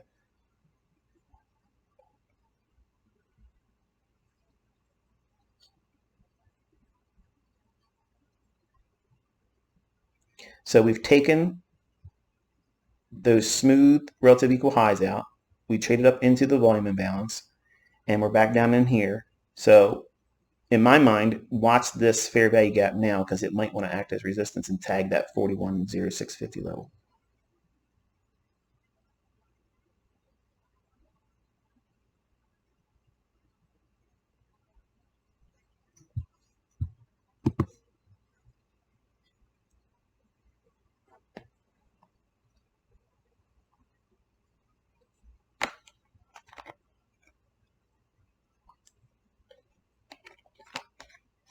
Tug of war today.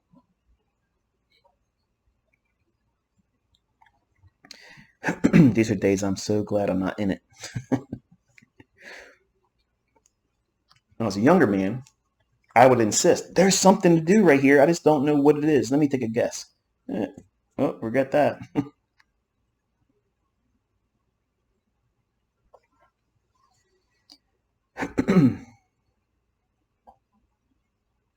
All right, so now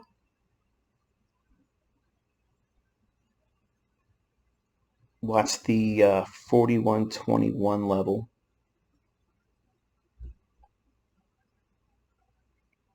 Looks like it's respecting a breaker. I mean, it's not the best breaker.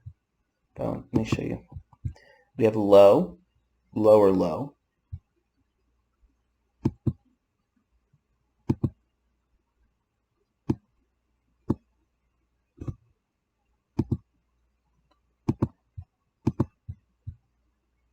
Come on, get on there. So I'm watching how price reacts in there. I don't care about the wick. I'm looking at the body. It's really, really hard to read it when it's like this choppiness. And it's just really like an experience thing. And if I'm right, don't read into that as skill. It's not skill because it's not something I'm pushing a button on. but you should be feeling the trouble, the struggle, the difficulty in reading this, which is exactly, when you identify it like this, here's what you do, okay? You close your trade right as soon as you discover that you're in these types of environments. Close your trade. But ICT, I'm under. Close your trade. Close it, because you're going to end up spending more mental capital than you're going to make in realized profit, even if it goes to your target. You're going to spend more time worrying about this trade when there's so many other very good setups that aren't going to force you into something like this.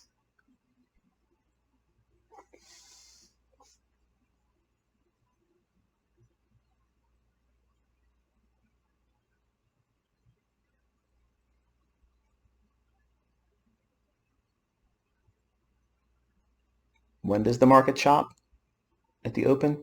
When it's already delivered its move pre-market. And that's what you're seeing here. And it becomes a 50-50. It could go up to that red box. I'm hoping that it doesn't, because I want you to see me get it wrong in this context, in this condition, because then it'll prove to you why I'm teaching you the way I'm teaching you. If it goes up there, you're just going to think, well, he just got it right again. I don't want that actually to occur here. I want to be wrong. I want to be wrong and say, see, this is why that condition is exactly what you should be fearful of as a trader. This is the thing you should be fearful of. Falling victim to this, insisting on it's going to go where you want it to go. Versus, okay, this is more work than it needs to be. Let me just close it and I'll come back at another time where it's cleaner. What does that mean, cleaner? When price runs very efficiently. It doesn't waste a lot of time. Retracements go to specific levels that are predetermined. We can see them. It has visibility to it. And it's easy draw. Where right now is it more likely to go to? Is it easier for it to get to 41.21 or to get to 41.0650?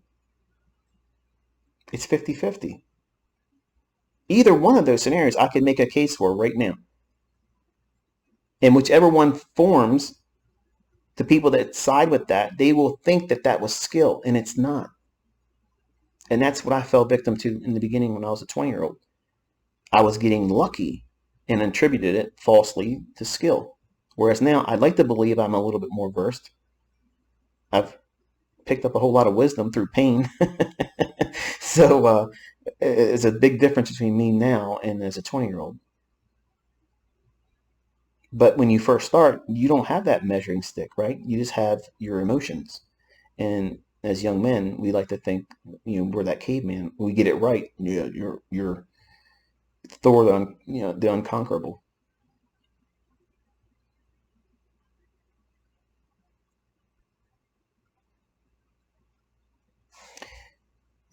This wick right here, half of that essentially was traded here. And we're looking at the bodies. It's not showing a willingness to get back above that original 5-minute fair value gap, which is that green box.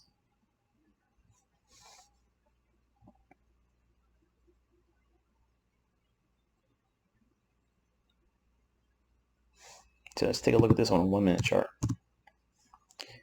How's that make you feel? Yep. 50-50. 41.0650 or 41.21. Who's going to be right? And the beauty is neither one is a factor for you as a trader right now. You're completely at peace of mind knowing that you're not influenced by, but if it moves there, I could catch that move.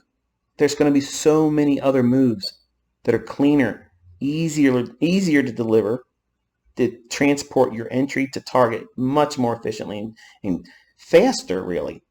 Whereas this, it could go either way.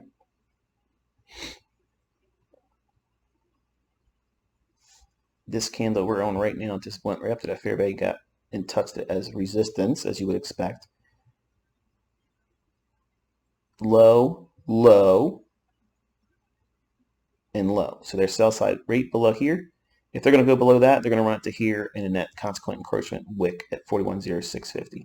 And as some of you are new, are thinking to yourself, man, there's no way I would know how to do this. You will. It's the same stuff repeating all the time. Everything worth doing takes a little bit more effort than the average person's willing to do. And you should commend yourself for wanting to do this, because this is one of the hardest things in the world to do.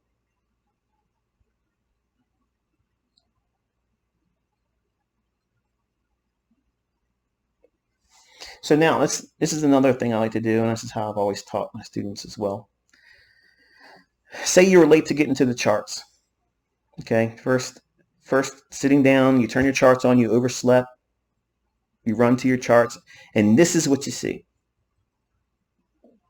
What do you feel confident about?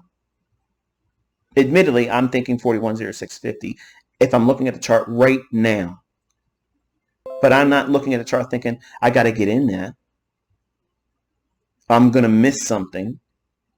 Look at this. Does anything in here look like anything I've taught on my YouTube channel for opportunity? No. So what are you doing? You're gambling if you enter into this. There's nothing. It's a 50-50 condition. And if you don't understand that, if you can't see that, you're going to fall victim to this type of day. I guarantee you there's YouTubers out there right now trying to insist that it's going to do one thing or another right now. And I'm not trying to be argumentative or rude to any of them. But because you're in front of other people in a live stream, you're sharing your opinion, guess what? You're going to force something. And that's why as a new student or a new trader, the worst thing you can do is put yourself out there in front of other people, because it's going to make you impulsive versus using sound logic, good risk management. And are you really following your model, or are you just doing something because you want to perform? See that volume imbalance right here?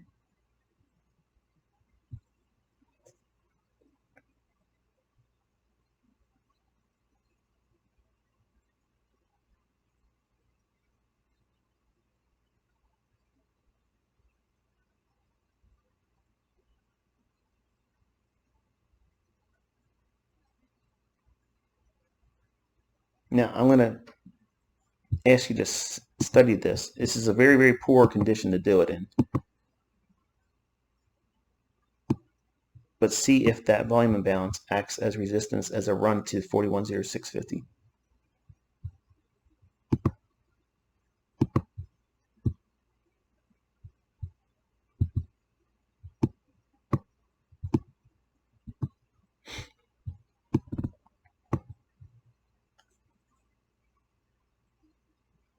Nothing there.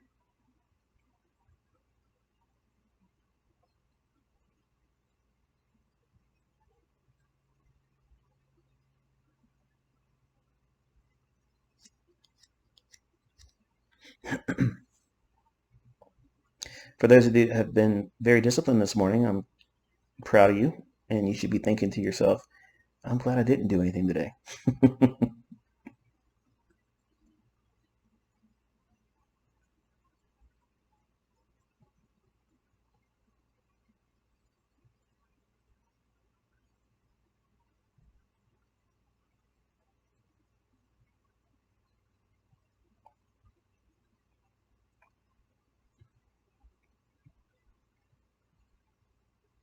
So the sellers that were interested in chasing markets lower today at the open haven't seen much in delivery on the downside. Since we went down below that old low at 41.13, which is the level I told you to focus on for sell side, we've had 1, 2, 3, 4 times where we ran out short-term buy side. And we dropped down and only taken out 1 with this low, 2 with that low. So it, to me, looks like we probably rounded out the morning low, and we'll likely see that 41.21 now.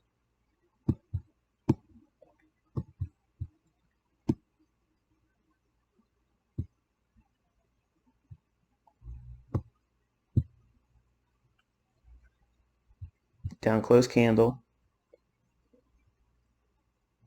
mean threshold, which is half of it, which is real close to the middle of that wick right there.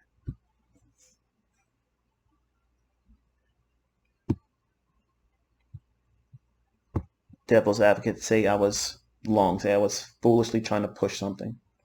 I'd want to see it now in the next 2 candles, and we're in a 1-minute chart. Next 2 or 3 candles, I want to see it run higher and reach back up into that old buy side liquidity pool here.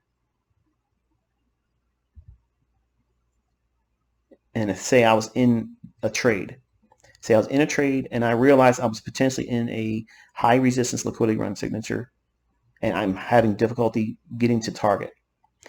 By having this 2 to 3 minute filter, if it doesn't deliver as I'm expecting, which is this blue line right here, it needs to get above that, then I would close the trade and be done, regardless of wherever I was.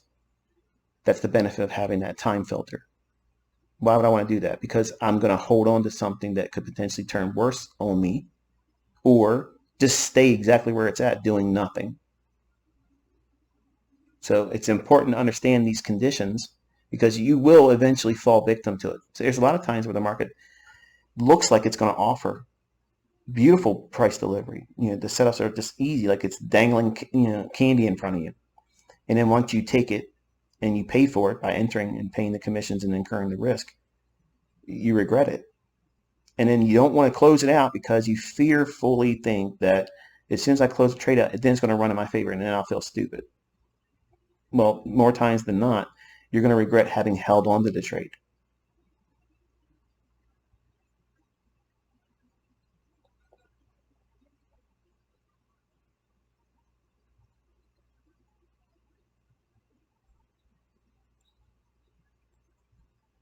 So what are we seeing so far? Every reason to expect choppiness, uncertainty came to fruition.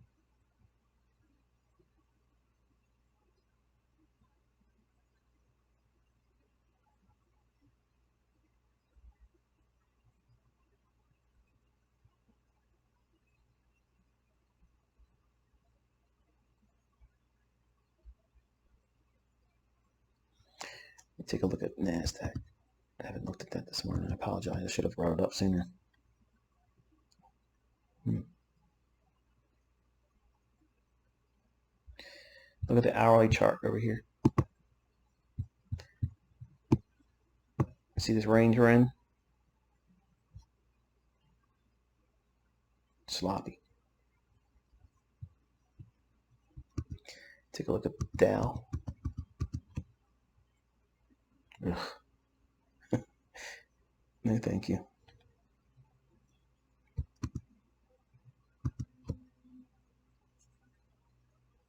All right, so that would be the end of, I would not hold the position. If I had a position on, I would close it and be content with, okay, it's not doing what I wanted to see it do.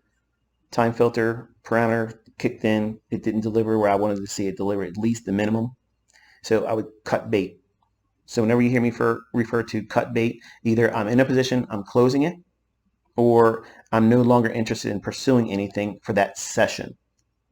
And I would just move to sidelines and be flat and do nothing and not worry about, even if it does whatever it's going to do, I'm not going to go back and look at the chart and say, oh, I wish I would have. Because experience will teach you, if you exist in the longevity is offered to you by doing the right things and avoiding the wrong things.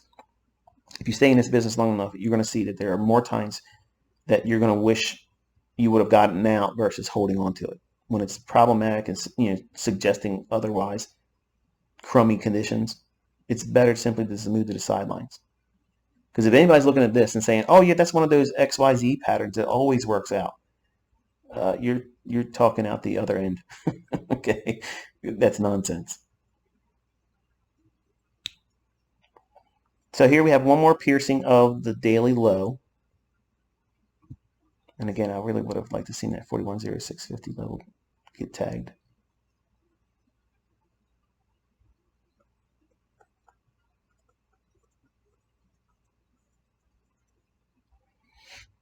We have a breaker now. Old fair value gap, right? and take us right into that right there.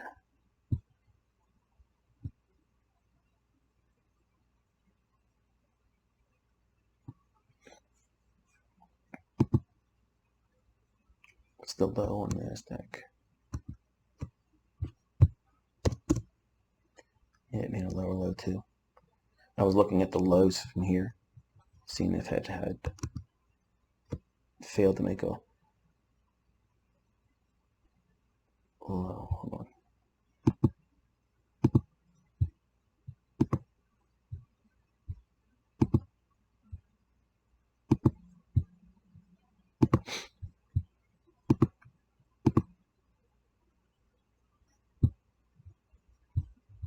I've plotted the NASDAQ comparatively, and I'm looking at the lows plotted on NASDAQ, and I'm comparing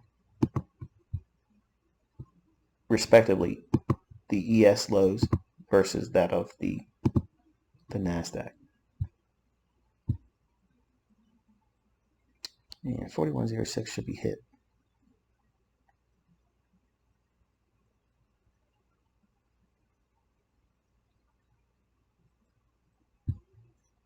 And for some of you that just got here,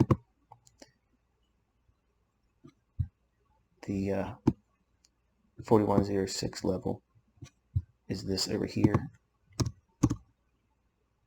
on a 5-minute chart.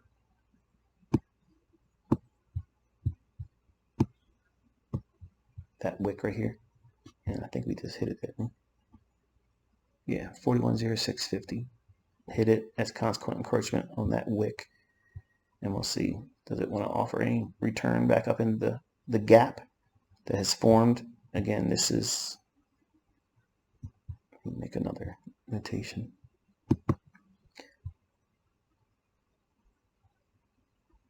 Opening to Friday's close. That blue shaded area, that's the range. We had it trade up into that, inside this range, this gap. Tried several times to do it. It's moved lower. We've hit consequent encroachment at 4106.50. And I believe that the better price action will be in the afternoon session.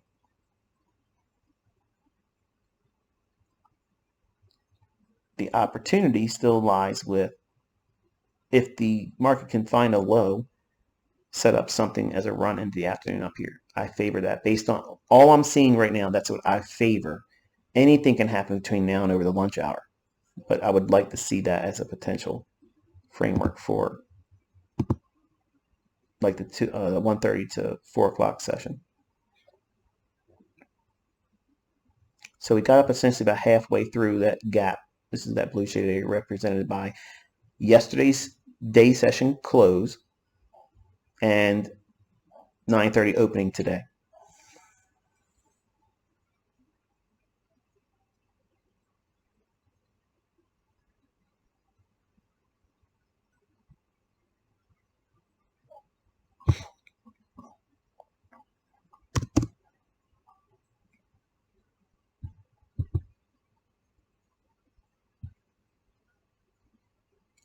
It's very hard for me to have this on my chart, and I hopefully am not making it harder for you, but this is a lot of lipstick on the chart for me. But I just want you to see the representation of that gap from yesterday's trading to this morning's opening. That range is important, and we see it trade up about half of it here. And I'm going to take this other stuff off because it's no longer seeing it. So just be mindful of that range here. Have those levels on your chart.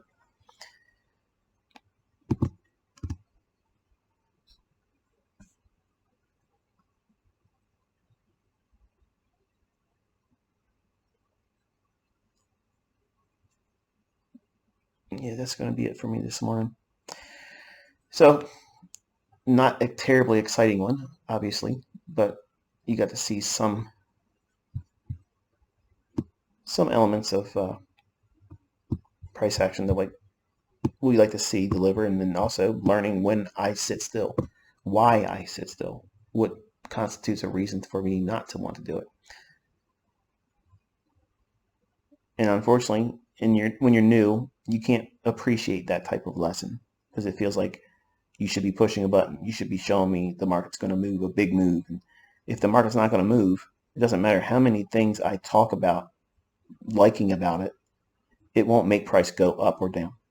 It's not going to do like that. It doesn't work like that. So the market has to be in a position to be predisposed to go higher or lower with a great deal of ease. That's very low resistance liquidity runs. And we're not seeing that here.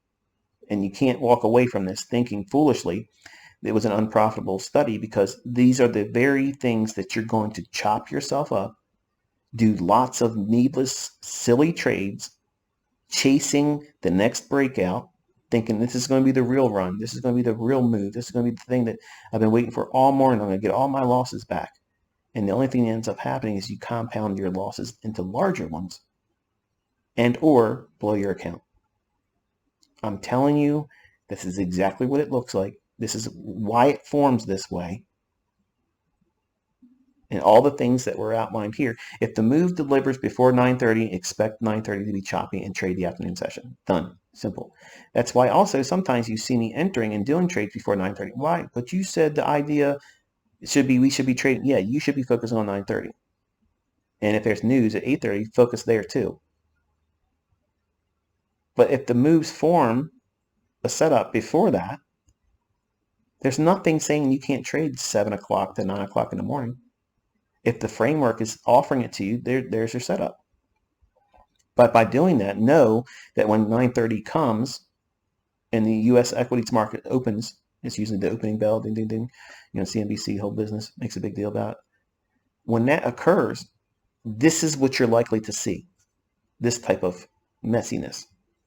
And you don't want to look at this and trick yourself into thinking this is opportunity. It is opportunity. It's opportunity for you to hurt yourself. Do reckless trading, churn your account for a broker's sake, and you lose it or create drawdown. This is exactly where it creeps into your trading. And in the beginning, when you listen to these 20-year-olds that think that they have things figured out, you'll fall victim to that, just like I fell victim to things on America Online back in 1992 and 93. There was always these hucksters out there, always trying to tell you something. Do this, buy this. And it was in these instances that they were quiet. They didn't have an answer for it. And people were getting wrecked. You have to know where these types of conditions will manifest. Where will they likely form? And by knowing that, number one, it prevents you, hopefully, from losing control of yourself and over expecting price delivery on a day like this in these types of conditions. It's easy to see it after the fact and say, oh, I wish I would have known that. It's altogether something different, and it's only guided by experience. And no book, no educator, no 5-minute trainer, nobody's going to teach that lesson to you. You have to live it. You have to be hurt by it a few times and say, okay, I understand what this is now. It's pretty interesting how that 41.0650 level reacted, isn't it? I'm giving it time to see if it can get to that breaker. That's this candle here. If it can get above that, find some support. I'm going to watch that run there. ICT's addicted. Yeah, for the last 30 years, I've been addicted. It's the best drug on the planet. Price. If you look at the lows right at the 41.0650 level, as it hit that, see what the NASDAQ wasn't able to do? It didn't make that lower low. That was the whole point of me bringing it up, showing it to you. I got busy jawboning. So this is where we usually see, okay, gun to my head, okay? If I had to do something right now, I wouldn't want to do anything right now, admittedly. But if I had to do something right now, Would I be more interested in being short or more interested in being long? I would be more interested in being long. I'd like to see it trade down to that fair value gap right there, reprice to here, and then into this area here.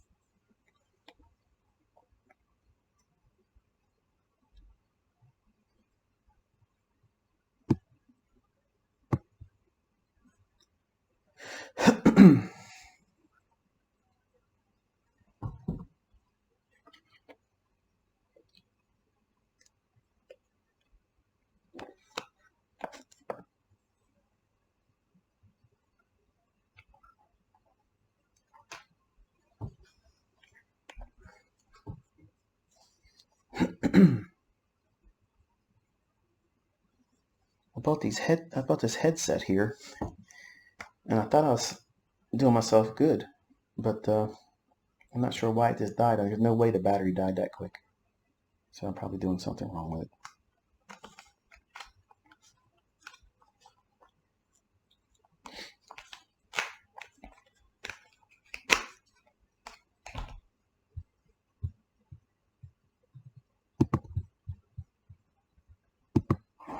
The idea would be invalid at that point. Apologize, should have added that at the beginning.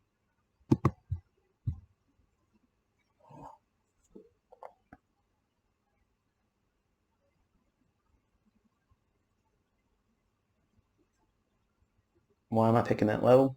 Because it's below the middle point of this down close candle. That's mean threshold, so my stop would be below that. I don't have a trade on, so please don't take that as an invitation to push the button, okay? I know some of you in here just are doing that, and I don't want you doing it.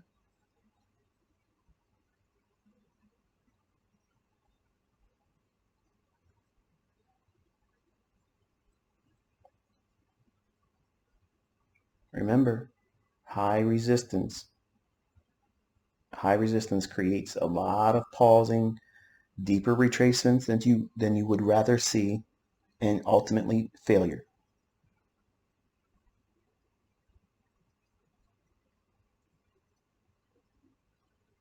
In a low resistance liquidity run signature, this thing would have already been over 41.19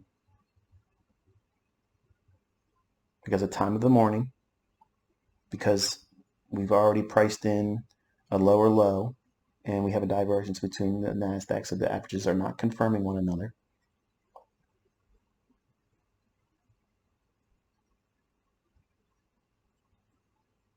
See that reaction?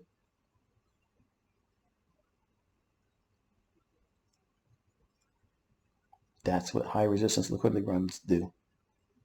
It's very, very give and take back a lot. Give and take a lot. It's very frustrating to be in these types of trades. Even when they pan out, it's very difficult that you understand the distinctions between the two.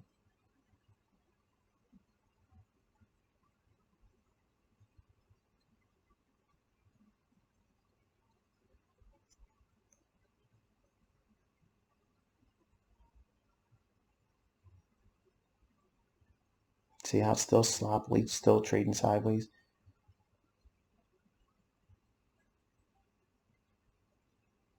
It's very, very hard to get excited about a move like this today.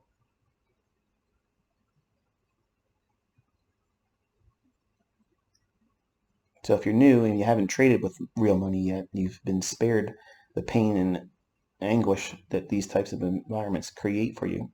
Most people end up losing their accounts and chopping themselves up with, because they try to fix the problem of doing something they knew they should have never done. Take a trade in an environment that is iffy, like a 50-50 condition.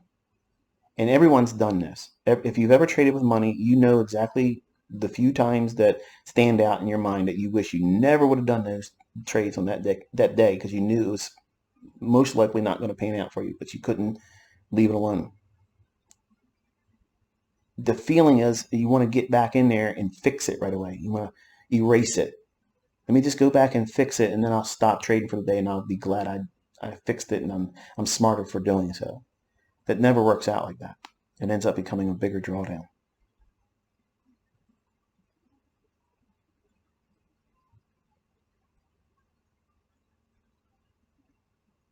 Now, if it doesn't run higher on this candle, it isn't going to run higher on.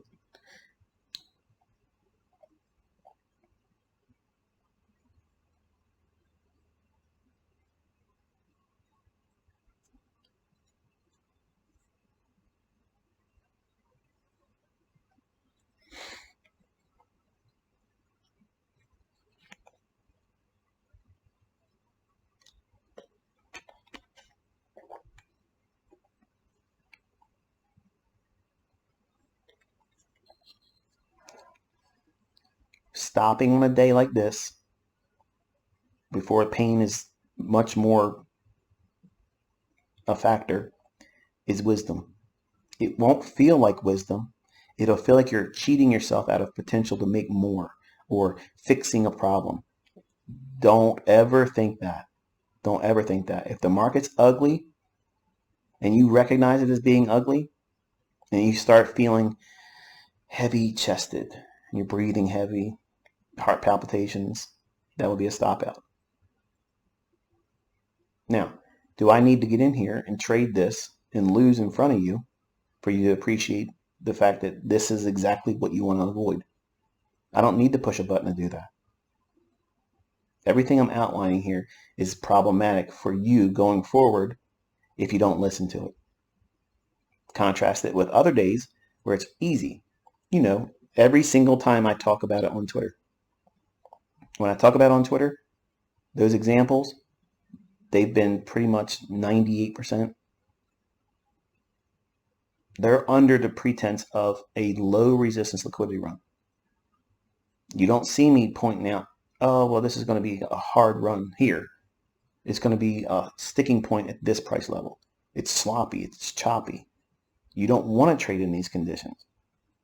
And the problem is you'll see these things sometimes allow you to fix a problem, fix an error, fix a losing streak that you had that morning. And you'll think that that's skill. You see that lower low on the S&P? It hasn't been met with the NASDAQ. See that right here? Now, by itself means absolutely nothing. The fact that it's done so on a day where we've opened with a large gap lower, we've taken out the low here, here, and here. How many buy side now have we taken out? This high from here, this high here, this high here.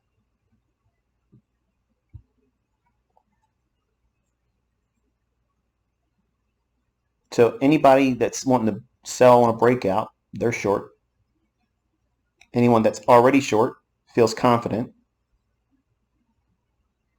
And we have a large gap still unfulfilled above us with an S&T divergence between the averages. So the averages did not confirm that lower low in NASDAQ.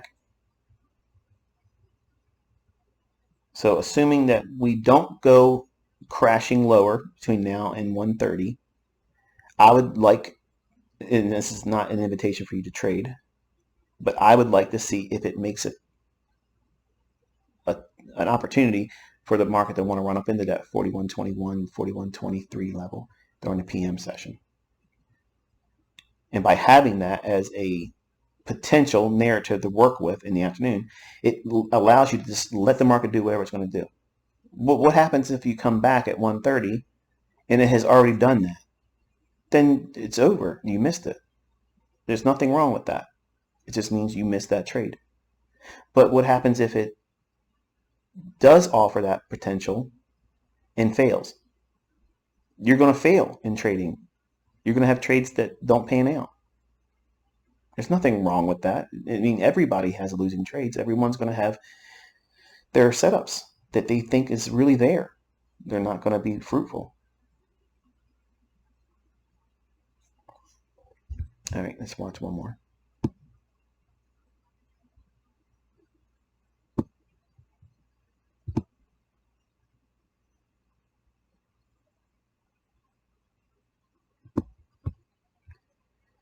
Got volume imbalance, S&T divergence here, breaker, buy side.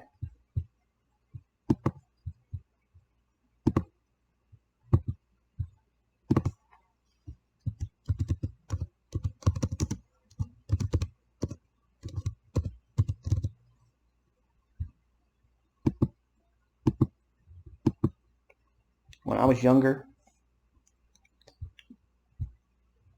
these are the lessons I would have paid money for, because this is how I hurt myself. Every time I blew an account, I was forcing trades in days like this and insisting on I was right. I was going to be right finally. I was finally going to be right. Now, any other day, I would treat this as a long entry. Why? Short-term high taken here. We retraced, we took sell side out, and we have a divergence SMT, and we've not been able to accelerate on the downside on a day we gapped lower. So I would want to see it really start to run higher and attack that buy side here.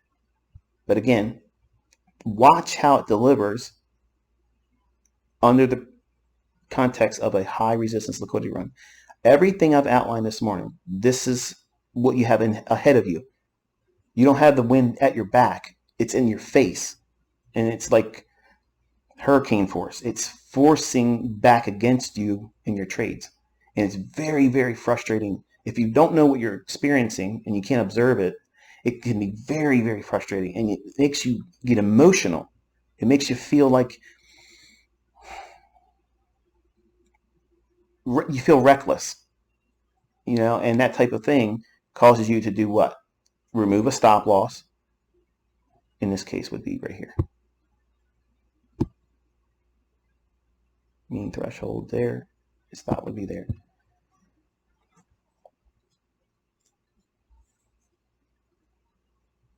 So, there's a lot of things about this industry that don't get talked much about in books and such, but traders, that's why I love listening to people that actually trade, because what they say and how they experience and internalize price action and listening and observing the frustrations or the elation that they feel while they're in a market move, to me is much, much more fascinating, because these candlesticks are really about psychology more than they're anything else. They're Rorschachs. They're like ink blots. You're going to make them say whatever you want them to say because you want to do something. You want to trade. You want to force a narrative. You want to force an idea. You want to do something that causes potential for you to make money, because that making of the money means that you're significant. And that significance is a powerful drug. That's why social media is so addictive.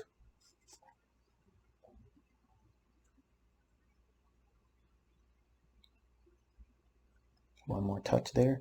Now, on another day where we're not being met with high resistance, that would have been another entry for me, adding more to it. But you can't think that today with this, because we have all of these other factors fighting against you.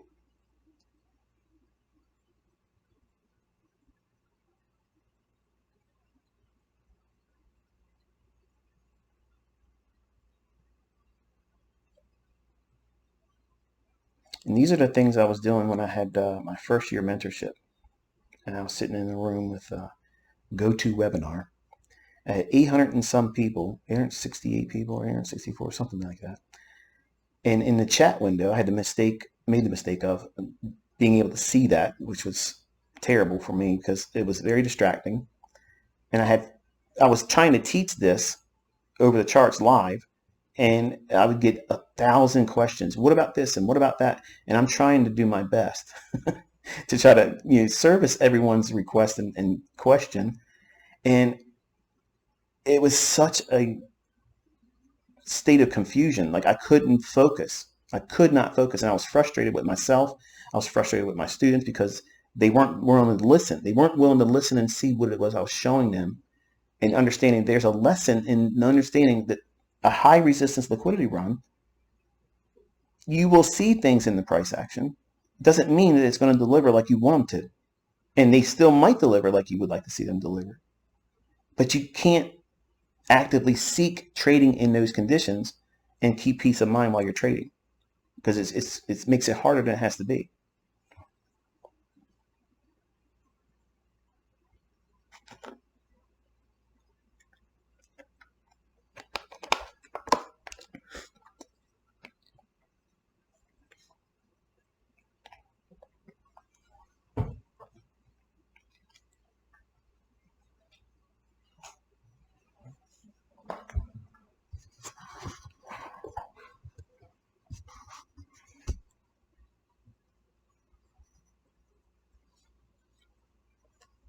I really want to see it hit that red line and be a hypothetical stop out, because that would be communicating what I'm teaching you today, what to avoid. Don't try to force trades in these conditions. If it runs up there and hits the buy side and hits that rectangle up there, you're going to foolishly assume that that's skill and you're going to be able to do this type of thing going forward. That's not what this lesson is about. That's not what the focus is. It's to show you, by contrast, when you see me trading in low resistance liquidity runs, it's easy. It's real easy. That's why it looks easy, because everything is going in your favor. Everything is. You got time of day. You have all the other factors supporting it. You risk on, risk off, all the price delivery. Everything is just like precision. That's the examples I share on Twitter. That's why they work. I don't force those types of things in Twitter when it's like this. That's what makes it different. And when you see other people tweeting to me and saying, "Oh, how's he able to do this? How does he know which one?" Number one, it's experience. Two, I'm avoiding these kind of conditions, because even a very good trader, trading in these types of conditions will look like a novice, because the markets are just being very fickle. They're not going to present you the opportunity that you would rather see. And it's unfortunate, because as a new trader, you don't have the patience to appreciate good wisdom and sound logic when it's presented to you, because you're weighing everything on the basis of right or wrong, making money or not making money, show me with a live account or it doesn't matter. The logic works or it doesn't work. No buttons are being pushed here. And I'm proving that even in these conditions, I'm not as precise, which is exactly what we're trying to focus on here, showing how you are going to avoid that same condition going forward. Because if you don't understand where the potholes are, you're going to fly over top of them and just slam right in there. And it's going to do what? It's going to mess your alignment up. It's going to tear up your alignment, just like in your car. If you hit a big old pothole, boom, what happens? Your alignment's off. You might still drive. It might not pull that much to the right or to the left, but given enough time, what happens? It wears your tires away prematurely, more costs. That means you're going to be doing things differently. You're going to steer to the right or the left when your trading should have been straight ahead. You've been affected now. Your bearings have been deviated from. And you're going to incur more loss, because those wear and tear on the tires, that's the wear and tear on your equity. You're going to be constantly taking on more trades, more losing, more drawdown than is necessary if you would have learned a lesson like this one. Understanding where there's going to be problem areas in the marketplace and trying not to force the issue. Don't try to don't go 55 mile an hour into a pothole when you know that that's going to be likely the scenario going forward in the marketplace for that given session or that day. Why are you flooring it? You're flooring it. And you're trying to correct every issue, oversteering. And then that causes you to crash too. So all these factors, all these things, as a new trader or as a new student, you have no idea how to appreciate those types of lessons, because you think it's push a button, get me in, make me money, like it's a video game. It's so much more than that. Way more than that. And books and courses, they don't do it. Like, you got to sit with somebody and let them walk you through it. Step by step, candle by candle, over time. And you'll see, oh yeah, I get it now. Nobody in Twitterville, okay, or YouTube would have been able to outline all this mess beforehand and navigate it efficiently. And if they've done so, and if they were profitable, if they are online and they're saying they did it with skill, that's nonsense. Because anybody with any measure of experience would know that you're just getting lucky in this sloppy chop mess. And that was a very painful thing for me, because I was attributing it as skill when I was getting lucky in the early days. And it was not luck. It was just, no, it was luck rather. It wasn't skill, it was blind luck. And it was a very bitter pill. You know, see, I would want to see that I went down the consequent encroachment, this gap right here. It needs to really tear off and take out these highs. These are relatively equal. And if it does so, go above that, it needs to rip through it, not go above it and come back down in. So look at this right here, and this will hopefully be the last one we talk about. Come on here.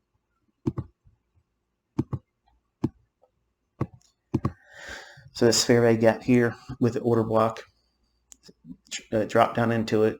We rallied. I'd want to see it really tear off, not come back down into this again. It need not do that. It needs to go above these relative equal highs and not return back into that. It needs to accelerate through.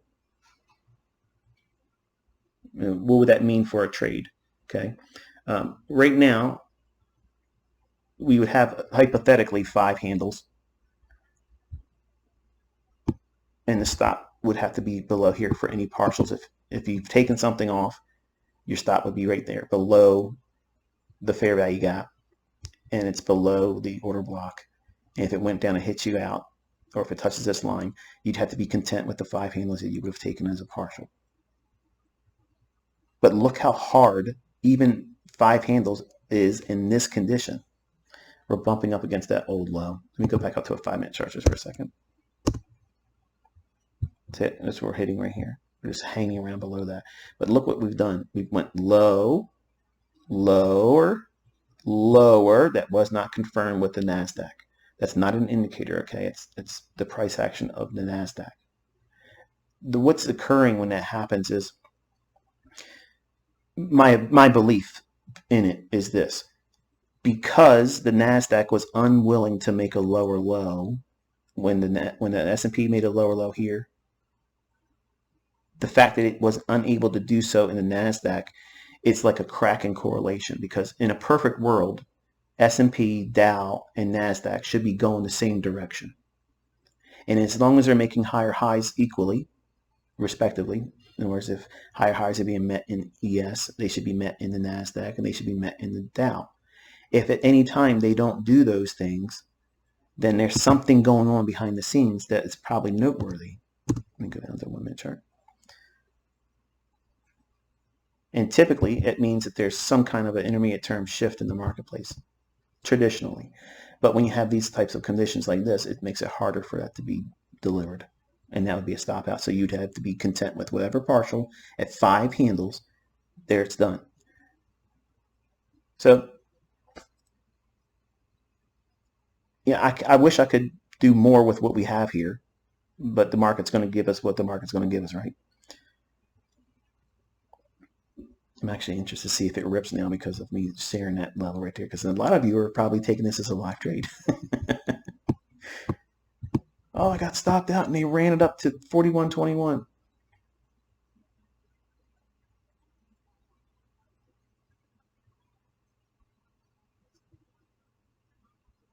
Now here's a scenario for you.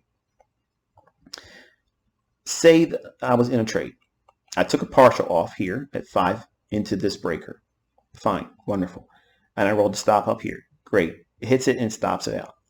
Would there be a way for me to go back in if it were not a day like today?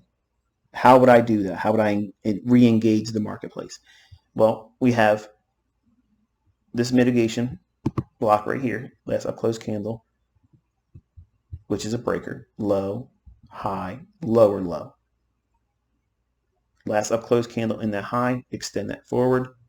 If we were to trade above it, come back down and touch it as support, I would use that as a entry technique and use the consequent encroachment of this fair value gap as a stop. And I would look for first partial here and then aim for consequent encroachment of this gap. That's what I would do.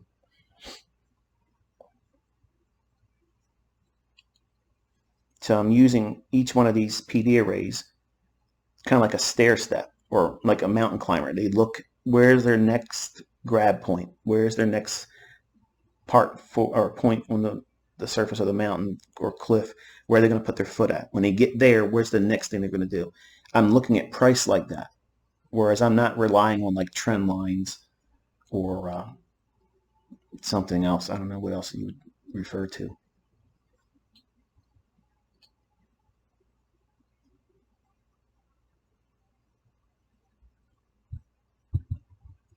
This is actually one of the best things that could have happened today because it will filter out who's lazy.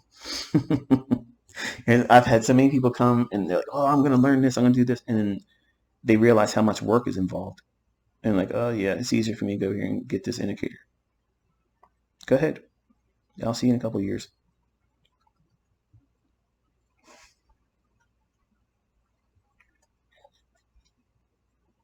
Now look at the range that's been formed between 950? Is that 950? 951. So 951 to 1028. Just consolidating sideways. Everybody wants a breakout. That's what everybody's waiting for. They want to see this spring finally get released in one direction or the other. It's going to go higher or lower. At this point, I think it is going to go higher. We still have a lot of divergence on that NASDAQ versus that low in the S&P.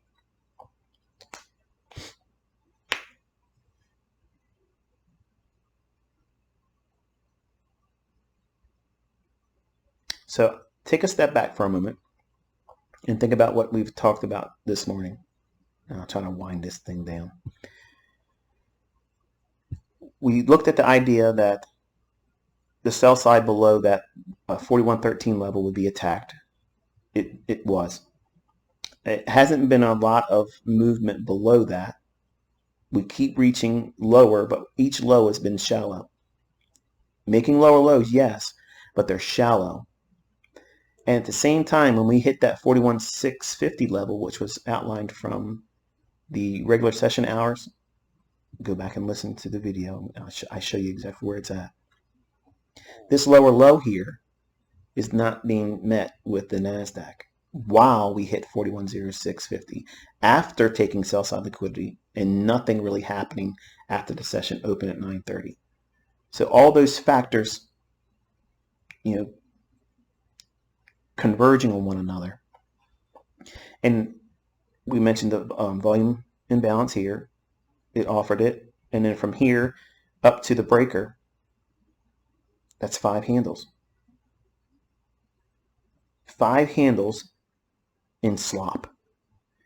Eventually getting stopped out. If you used the logic I would have used if I was in a trade, I would have been stopped out on the balance. If anything was left over, I would have been removed from that position here. But still better than the entry down here at the volume imbalance. The takeaway is, right now, given everything I've outlined this morning and why it should be like this or why we would expect it to be like this, you don't want to force it or try to trade in these conditions because it's harder. It's much, much more harder than it needs to be. There's other conditions in market setups that are going to be a lot better for you as a trader to focus on than that of doing it simply because you have time. You took the day off because ICT's live streaming. All right, so now we have a nice run above the breaker. Watch. Now, you think I got to wait for it to trade away and come back down. You can trade right in that breaker. I shouldn't say it that way because you're going to take it as an entry.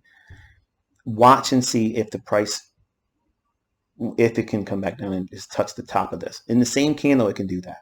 It does not need to leave and come back to it. It can. That's fine. That's how I teach it. There you go. So again, be mindful of the low here. I'm going to take this away so we can look more at the chart.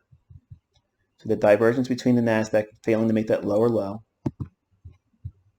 So this is like a turtle soup. How do you trade turtle soup? It takes the low out. It's at a level I already predefined, which was the 41.0650 level we mapped out earlier this morning. And then we wait for something to indicate that it's going to go higher. So what is that? We have a failure in NASDAQ making a lower low. It didn't do so when the S&P did go lower. Then we rally. So we did rally. Do I need a shift in market structure on that? No. The turtle soups don't require that. That's totally different. You're trading external range liquidity when you're trading turtle soup. What is that? The low here has sell side. It takes that sell side here. Then it breaks away. All I need is one PD array. It could be a fair value gap. It could be the last down close candle if there's a fair value gap afterwards forming. Or in this case, as I outlined, see that volume imbalance? There it is. Trades down into it and then rallies. I told you that the stop would be below that volume imbalance with the logic that I've been teaching consistently throughout all the concepts.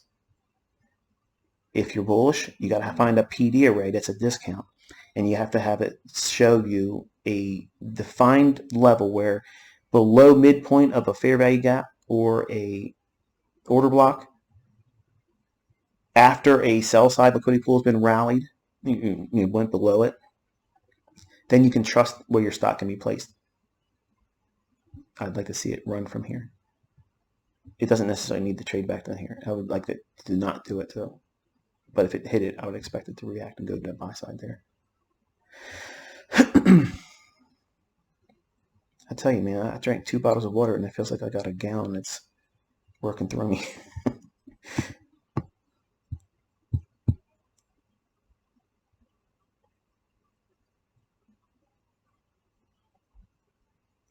Another thing new traders feel that is a source of trouble is if they get into a trade, they get stopped out, and they have to get back in to get the final portion of the move they were hoping for.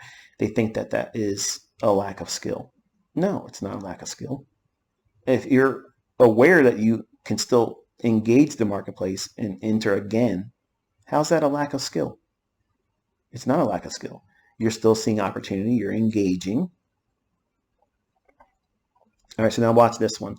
We hit the breaker here. We round above it, trade back down in. We completely repriced through the breaker. See this down close candle over here? We have the fair value gap, order block, half of that, mean threshold. So we'll use, well, it's got to be below the old low because that's what this level is here. So if you were trying to use this as an entry, your stop would have to be below the old low. So you use like the rejection block here, which is this price. That closing price right there. I'm trying to see it here. 41.1250.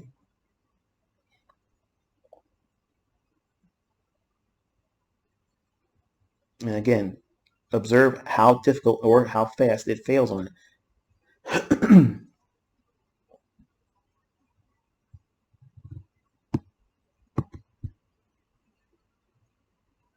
And you'll see when we have a much more cleaner day how it's much more engaging. But these are the lessons, and that right there, I think it would have been, is it 1250?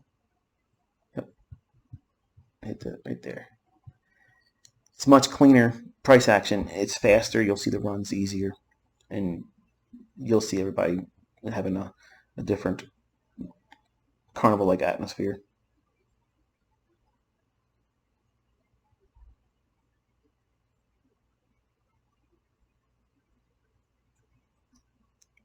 Volume and balance.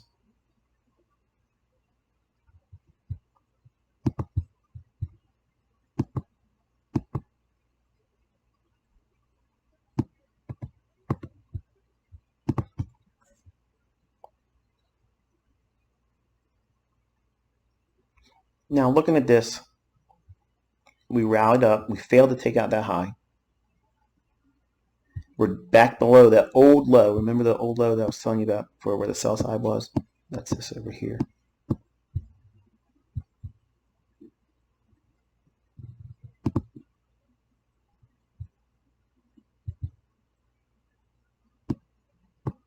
So we're returning back into that old low. Might want to sleep a little bit. But there's nothing down here with the exception of this old fair value gap. That's the only inefficiency but has been repriced to. Does it need to come back down into it? It could touch that again. But if it traded down below this, then we're going lower on the day. Not just to take out the low, but we're going lower on the day. And why do I say that? Because we've spent lots of time trying to go lower below that old low, which is this level here. We tried multiple times going back above it, and then we tried once more here, and we failed. So the last line in the sand, if you will, for any potential run up into that old gap from yesterday's trading, it would have to mount that rally into this fair value gap higher. Otherwise, below that, we go lower below this. And that would look like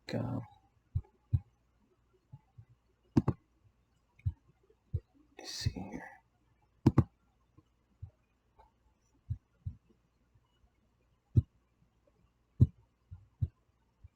Trying to get a daily chart with nothing on it.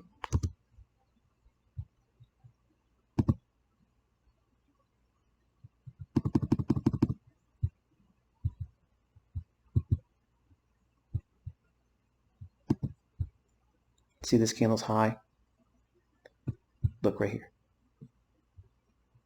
This candle's high at 4091.25. If we take out the low again, we could expand down into that area there.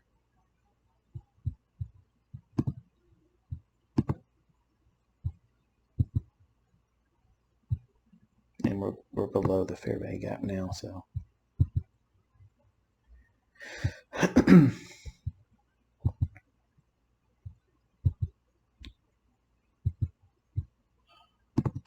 this is very, very difficult for me to have all this stuff on the chart and talk to you about it, but I guess there's no other way for me to communicate for you to track what it is I'm seeing.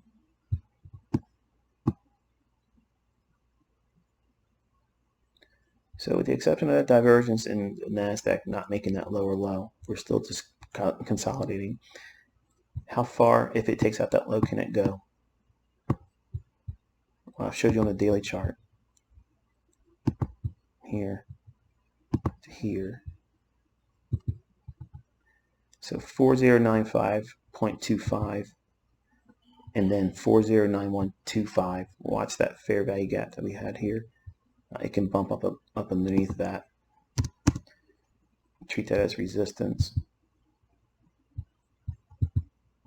And I'm aware that this probably looks like I'm enticing you to do a lot of trades. None of these are trades.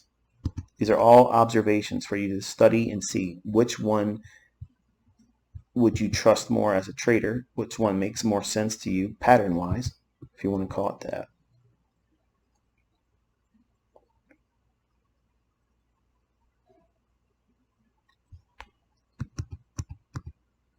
I didn't mark that level. It's one standard deviation is what I'm measuring. So basically what I'm doing is I'm taking this high down to that low, and it's like a fulcrum point. Watch and see if there's any sensitivity once it hits that fair value gap. It can trade into the fair value gap into consequent correction with this wick too. So just be mindful that I'm looking at that. So it can hit that and then trade below this for sell side. But anyway, I was saying was this high, the fib is essentially anchored to, there's a right there. So this point and this point here is what I'm putting the fib on, and this is acting as a fulcrum point. So if it were to go lower, if it was to go below this low, how far can it go? The same distance from this low to that high, projected from that low down. That would be one standard deviation. So one standard deviation is that, and then that daily old high, which would reprice that entire buy side imbalance, sell side efficiency, which I know is a lot of things being said that most of you probably wouldn't understand, but go back and listen to the video. I just showed you on the daily chart what I was referring to. But that would be a level that I would look for if it was to take out that low there, and then maybe as much as that. If it were to come out of, out of the blue with a down day. And I think that's going to be it. Here I go.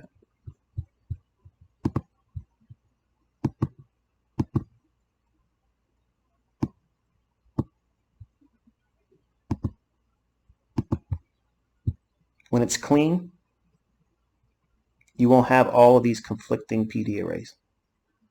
How do you know which one to use? How do you know which one to pick? Most of the time, you're asking that during periods of consolidation like that. And this is the problem of trading in this environment. You won't know.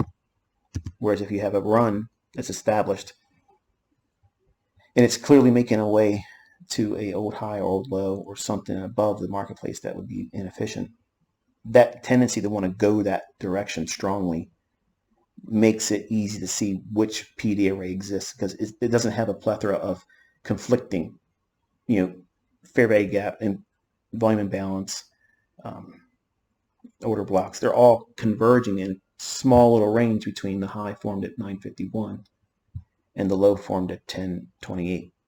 So if the market's being held in consolidation, as we clearly see it is here, every time it creates an area where I would like to participate in, it doesn't guarantee it's going to deliver. It just means that there's more of them forming, and because there's more of them forming, there's conflicted analysis presented by that. So it's, imagine your best buy scenario or setup and your best sell scenario forming at the same time. Which one do you use?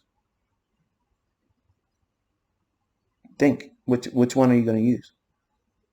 Who knows, right? And that's the problem with trading in conflicted consolidations like this. You don't know. No matter what pattern, whatever methodology you use, it's going to present both sides of the coin constantly. It's going to keep flipping the coin. And heads has enough opportunities in the day to lose money, and tails has enough opportunities to lose money in the day. And you don't realize before long, you've wrecked yourself and you've done damage to yourself and drawing down, losing. And then at the end of the day, you look at it like, oh, I wish I saw it. I knew it was consolidated. I knew it was choppy. But woulda, shoulda, coulda doesn't put the money back in your account, does it? And it doesn't fix the pride issue that you feel. You have to know with a great deal of conviction, where is it likely to go next? I cannot make this any more paramount than I'm trying to do today. You have to know. You have to know. Where is it going? And I know there's going to be people that say, you don't know if it's going to go there. No, nobody knows with a great deal of assurity that it's going to go there. But you can look at price action and measure from previous price runs and what price usually does, and that's never an indication of what it's going to do in the future. It's not a guarantee. It doesn't mean it's going to, pan out that same way. It just means that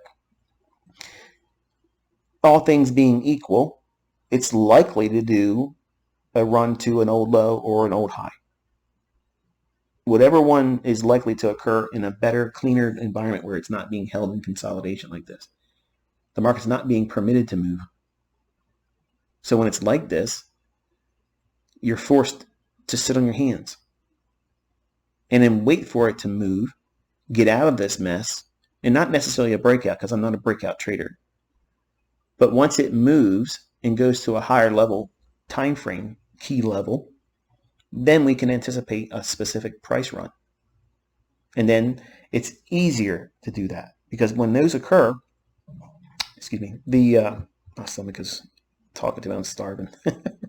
There's a volume imbalance in here. It's touching the top of the fair value gap there, and we're back in this volume imbalance there. So we're still dead center, midpoint of the range between 951 and 1020. What was it, 28?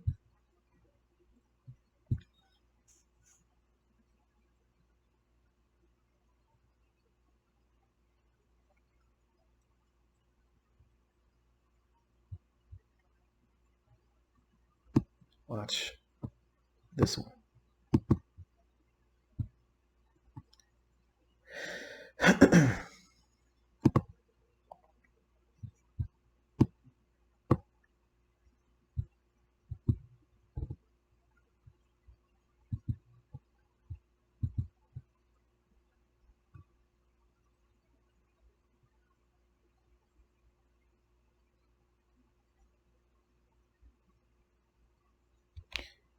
So we have a fair value gap in here.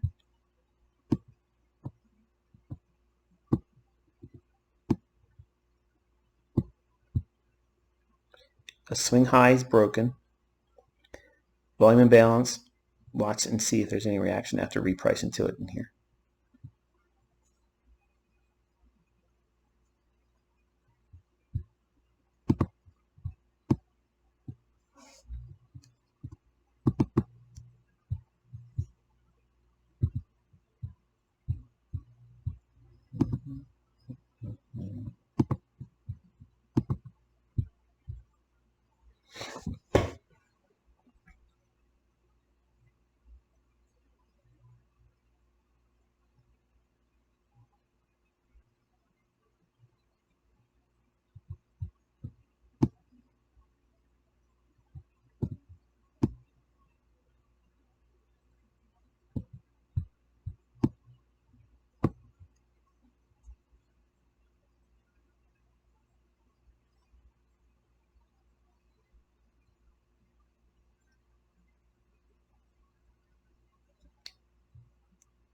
This lower here, we're in consolidation, so you got to look and see what has been taken recently.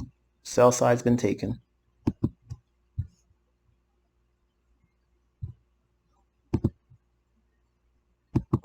So where is the buy side?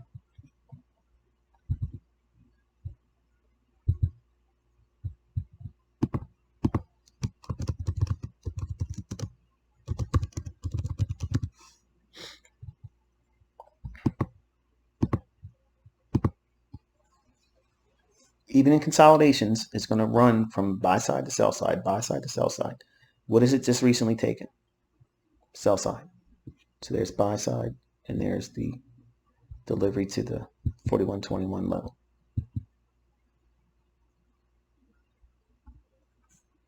Now, that doesn't mean anything. It means absolutely nothing. But what did you learn today? You learned how to anticipate choppy opens at 9:30. You've discovered what it's like to be in high resistance liquidity runs, which is nerve-wracking. It's very frustrating. You've seen the potential turning point with the SMT between the NASDAQ low and S&P. You've seen the conflicting analysis that even though there may be a fair value gap, there may be a order block, there may be a volume imbalance, without having a clear idea where the market's likely to go, like where is it wanting to go, if you don't have that, everything else is going to hurt you.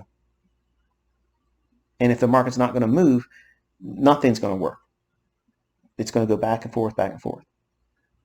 But when you get closer to that lunch hour, and usually around 10:50 to 10:10, in that area, there's a lunch macro. Okay, 10:50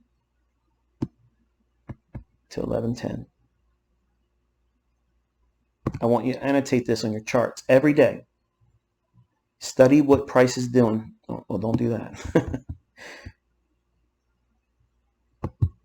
Okay, annotate your chart like that, and just, I guess, record it and annotate it in a way where you know what you're referencing there.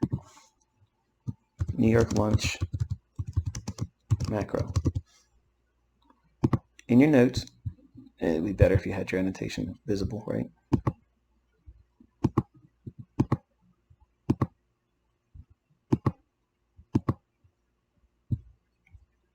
Okay.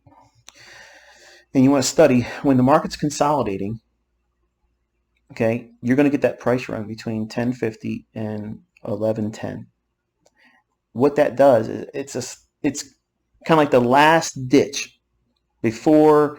Yes, traders do take lunch. Okay, they absolutely do take lunch. The algorithm doesn't take lunch, but it likes to stimulate the volume and sentiment going into that lunch hour. Because lunch hour can be a pause and continuation of a trending day, or it could be a reversal, or it could just stay sideways and do nothing and chop. Here's the wonderful thing about this 10:50 till 11:10. It doesn't matter which one of those conditions are there. You're going to see a move form between 1050 and 1110. And what is likely to occur is where hasn't that liquidity been tapped into yet? And that's what I was walking you through here. We've already seen sell side taken. Where's buy side? Here, and where I've outlined it here.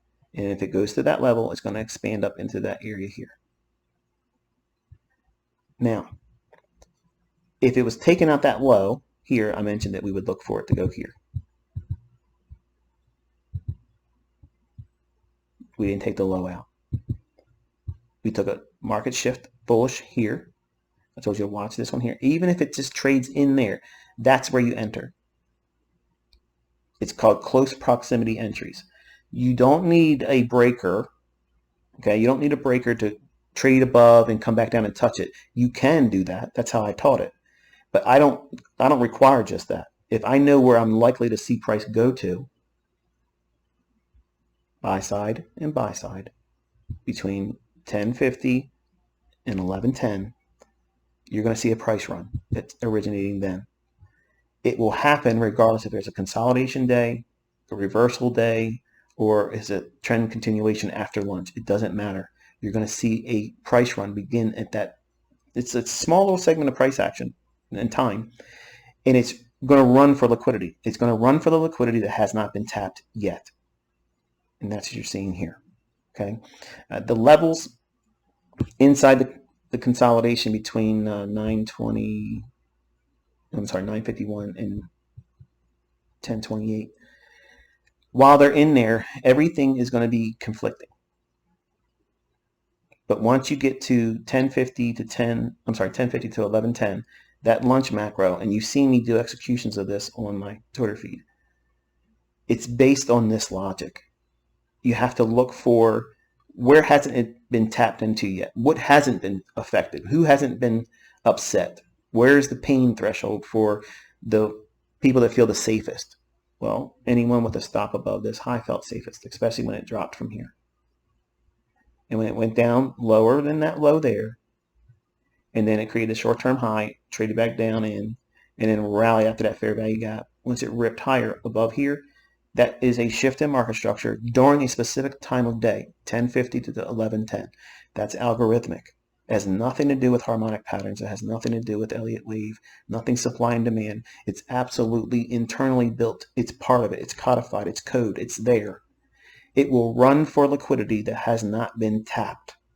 Now, this many times can be a key point for the day, and it never returns back down below it or above it in reference to if it was going lower. I'm not teaching it for you to have that understanding alone. It's for you to study how to, if you're watching these consolidation days like this, study between 1050 and 1110 and see if you don't get a price run like this. Don't take my word for it. Go back and through charts and go forward with it. We've seen how they, they opened it and worked that old low multiple times, inducing new shorts to chase it going lower. I mentioned this level down here. That's a fulcrum point. It has to go below that low. If it goes below that low, then you can see lower prices, but it didn't go lower than that. We had sell side taken. This right here, this returned back down in. Sorry. Into that fair value gap right here. That price run to here.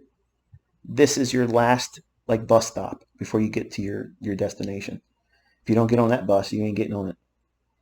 That's why I said watch this one here. As soon as it traded into it, or into this candle here, as close as you can get inside that volume imbalance. That's it. Now watch what happens. I'm going to look in this small little segment of price action right here.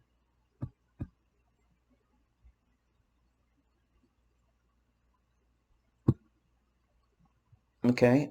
Actually, I moved it wrong. Sorry. I have to make sure I do it right. Okay. And inside this little area, I'm going to change the color to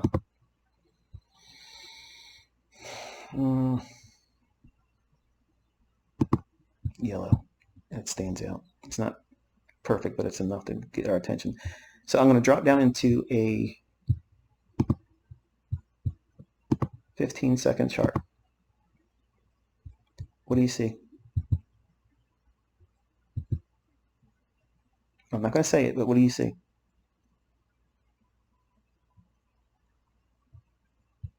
Two down closed candles, high, low,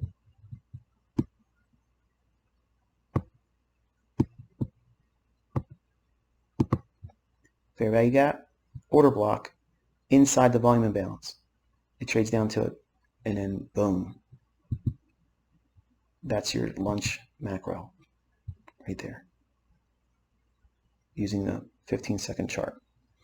So when you see me doing these big run-ups and I'm building and building and building, I may be recording the 1-minute chart, but you're not seeing me using all the other charts in front of me. Then I'm looking at that. That right there is my hammer. Okay, and when I swing that, it gives those big, nice price runs. So don't run away from this lesson thinking I'm beating my chest, look how smart I am, because I was showing you, even in these conditions, it's difficult for me as well. And how you need to identify what it's likely to do to you as a trader. How did it feel for you today watching price action? Were you frustrated? Were you anxious? Were you second guessing? Were you thinking that they changed the algorithm? They're not changing shit. Okay. The bottom line is it's going to stay like this. It's going to continuously do this. But the markets are going to do one of three things. Okay. It's going to consolidate, or it's going to go higher, or it's going to go lower. That's it. That's the only things that can happen. Or they don't trade that day because of a holiday. So those things are pretty straightforward. And unless you can frame the outcome to the market's likely to go higher to this level, this is my magnet in price, this draw on liquidity, this is where the market's going to reach to. If you can't clearly see that in your analysis, you are gambling. And I don't care what methodology you use or who you taught or who taught you, and it doesn't matter. Unless you know where it's likely to go to, there's no way you can be consistent. None. Zero. Because every logic, even mine, if it's forced into the wrong conditions where the market's not going to move, even it will fail. All my PD arrays will fail if the market's not going anywhere. You have to have the most important element. Time. Time. Nothing is going to happen in price action until it reaches a specific time of day, a day of week, a week of the month of the year, seasonality. All those factors come together and they agree, like pins in a tumbler. The lock turns. Everything comes together perfectly when it's all those other factors. But you just can't frame the whole trade idea on the basis of a simple order block or a fair value gap. There has to be other things. And you can see when you're met with additional difficulty, it's next to impossible to feel confident.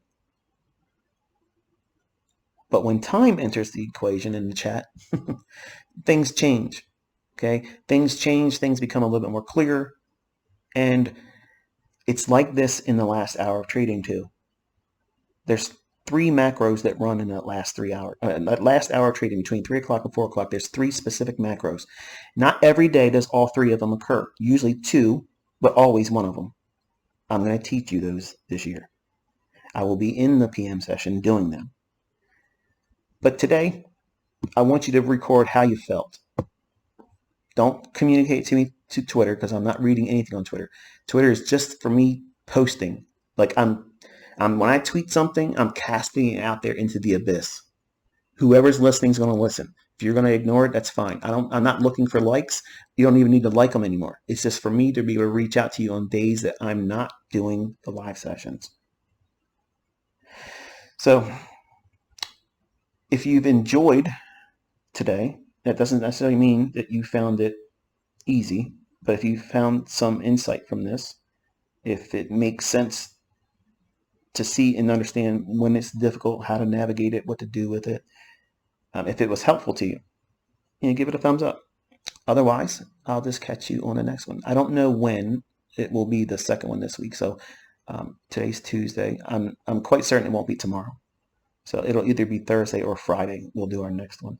But I will tweet that schedule and time when we would be meeting again by way of Twitter. Okay? So hopefully you got something out of this. If not, I apologize. I can't make the market do what I wanted to do. I have to wait for it to do what I know it's likely to do. And there'll be better market days. I promise that you will be smiling. But you should be happy about this one because it's teaching you where you're going to lose money and blow your account. If you don't identify it, you will fall victim to that.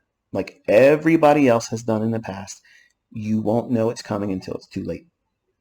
So until next time, be safe.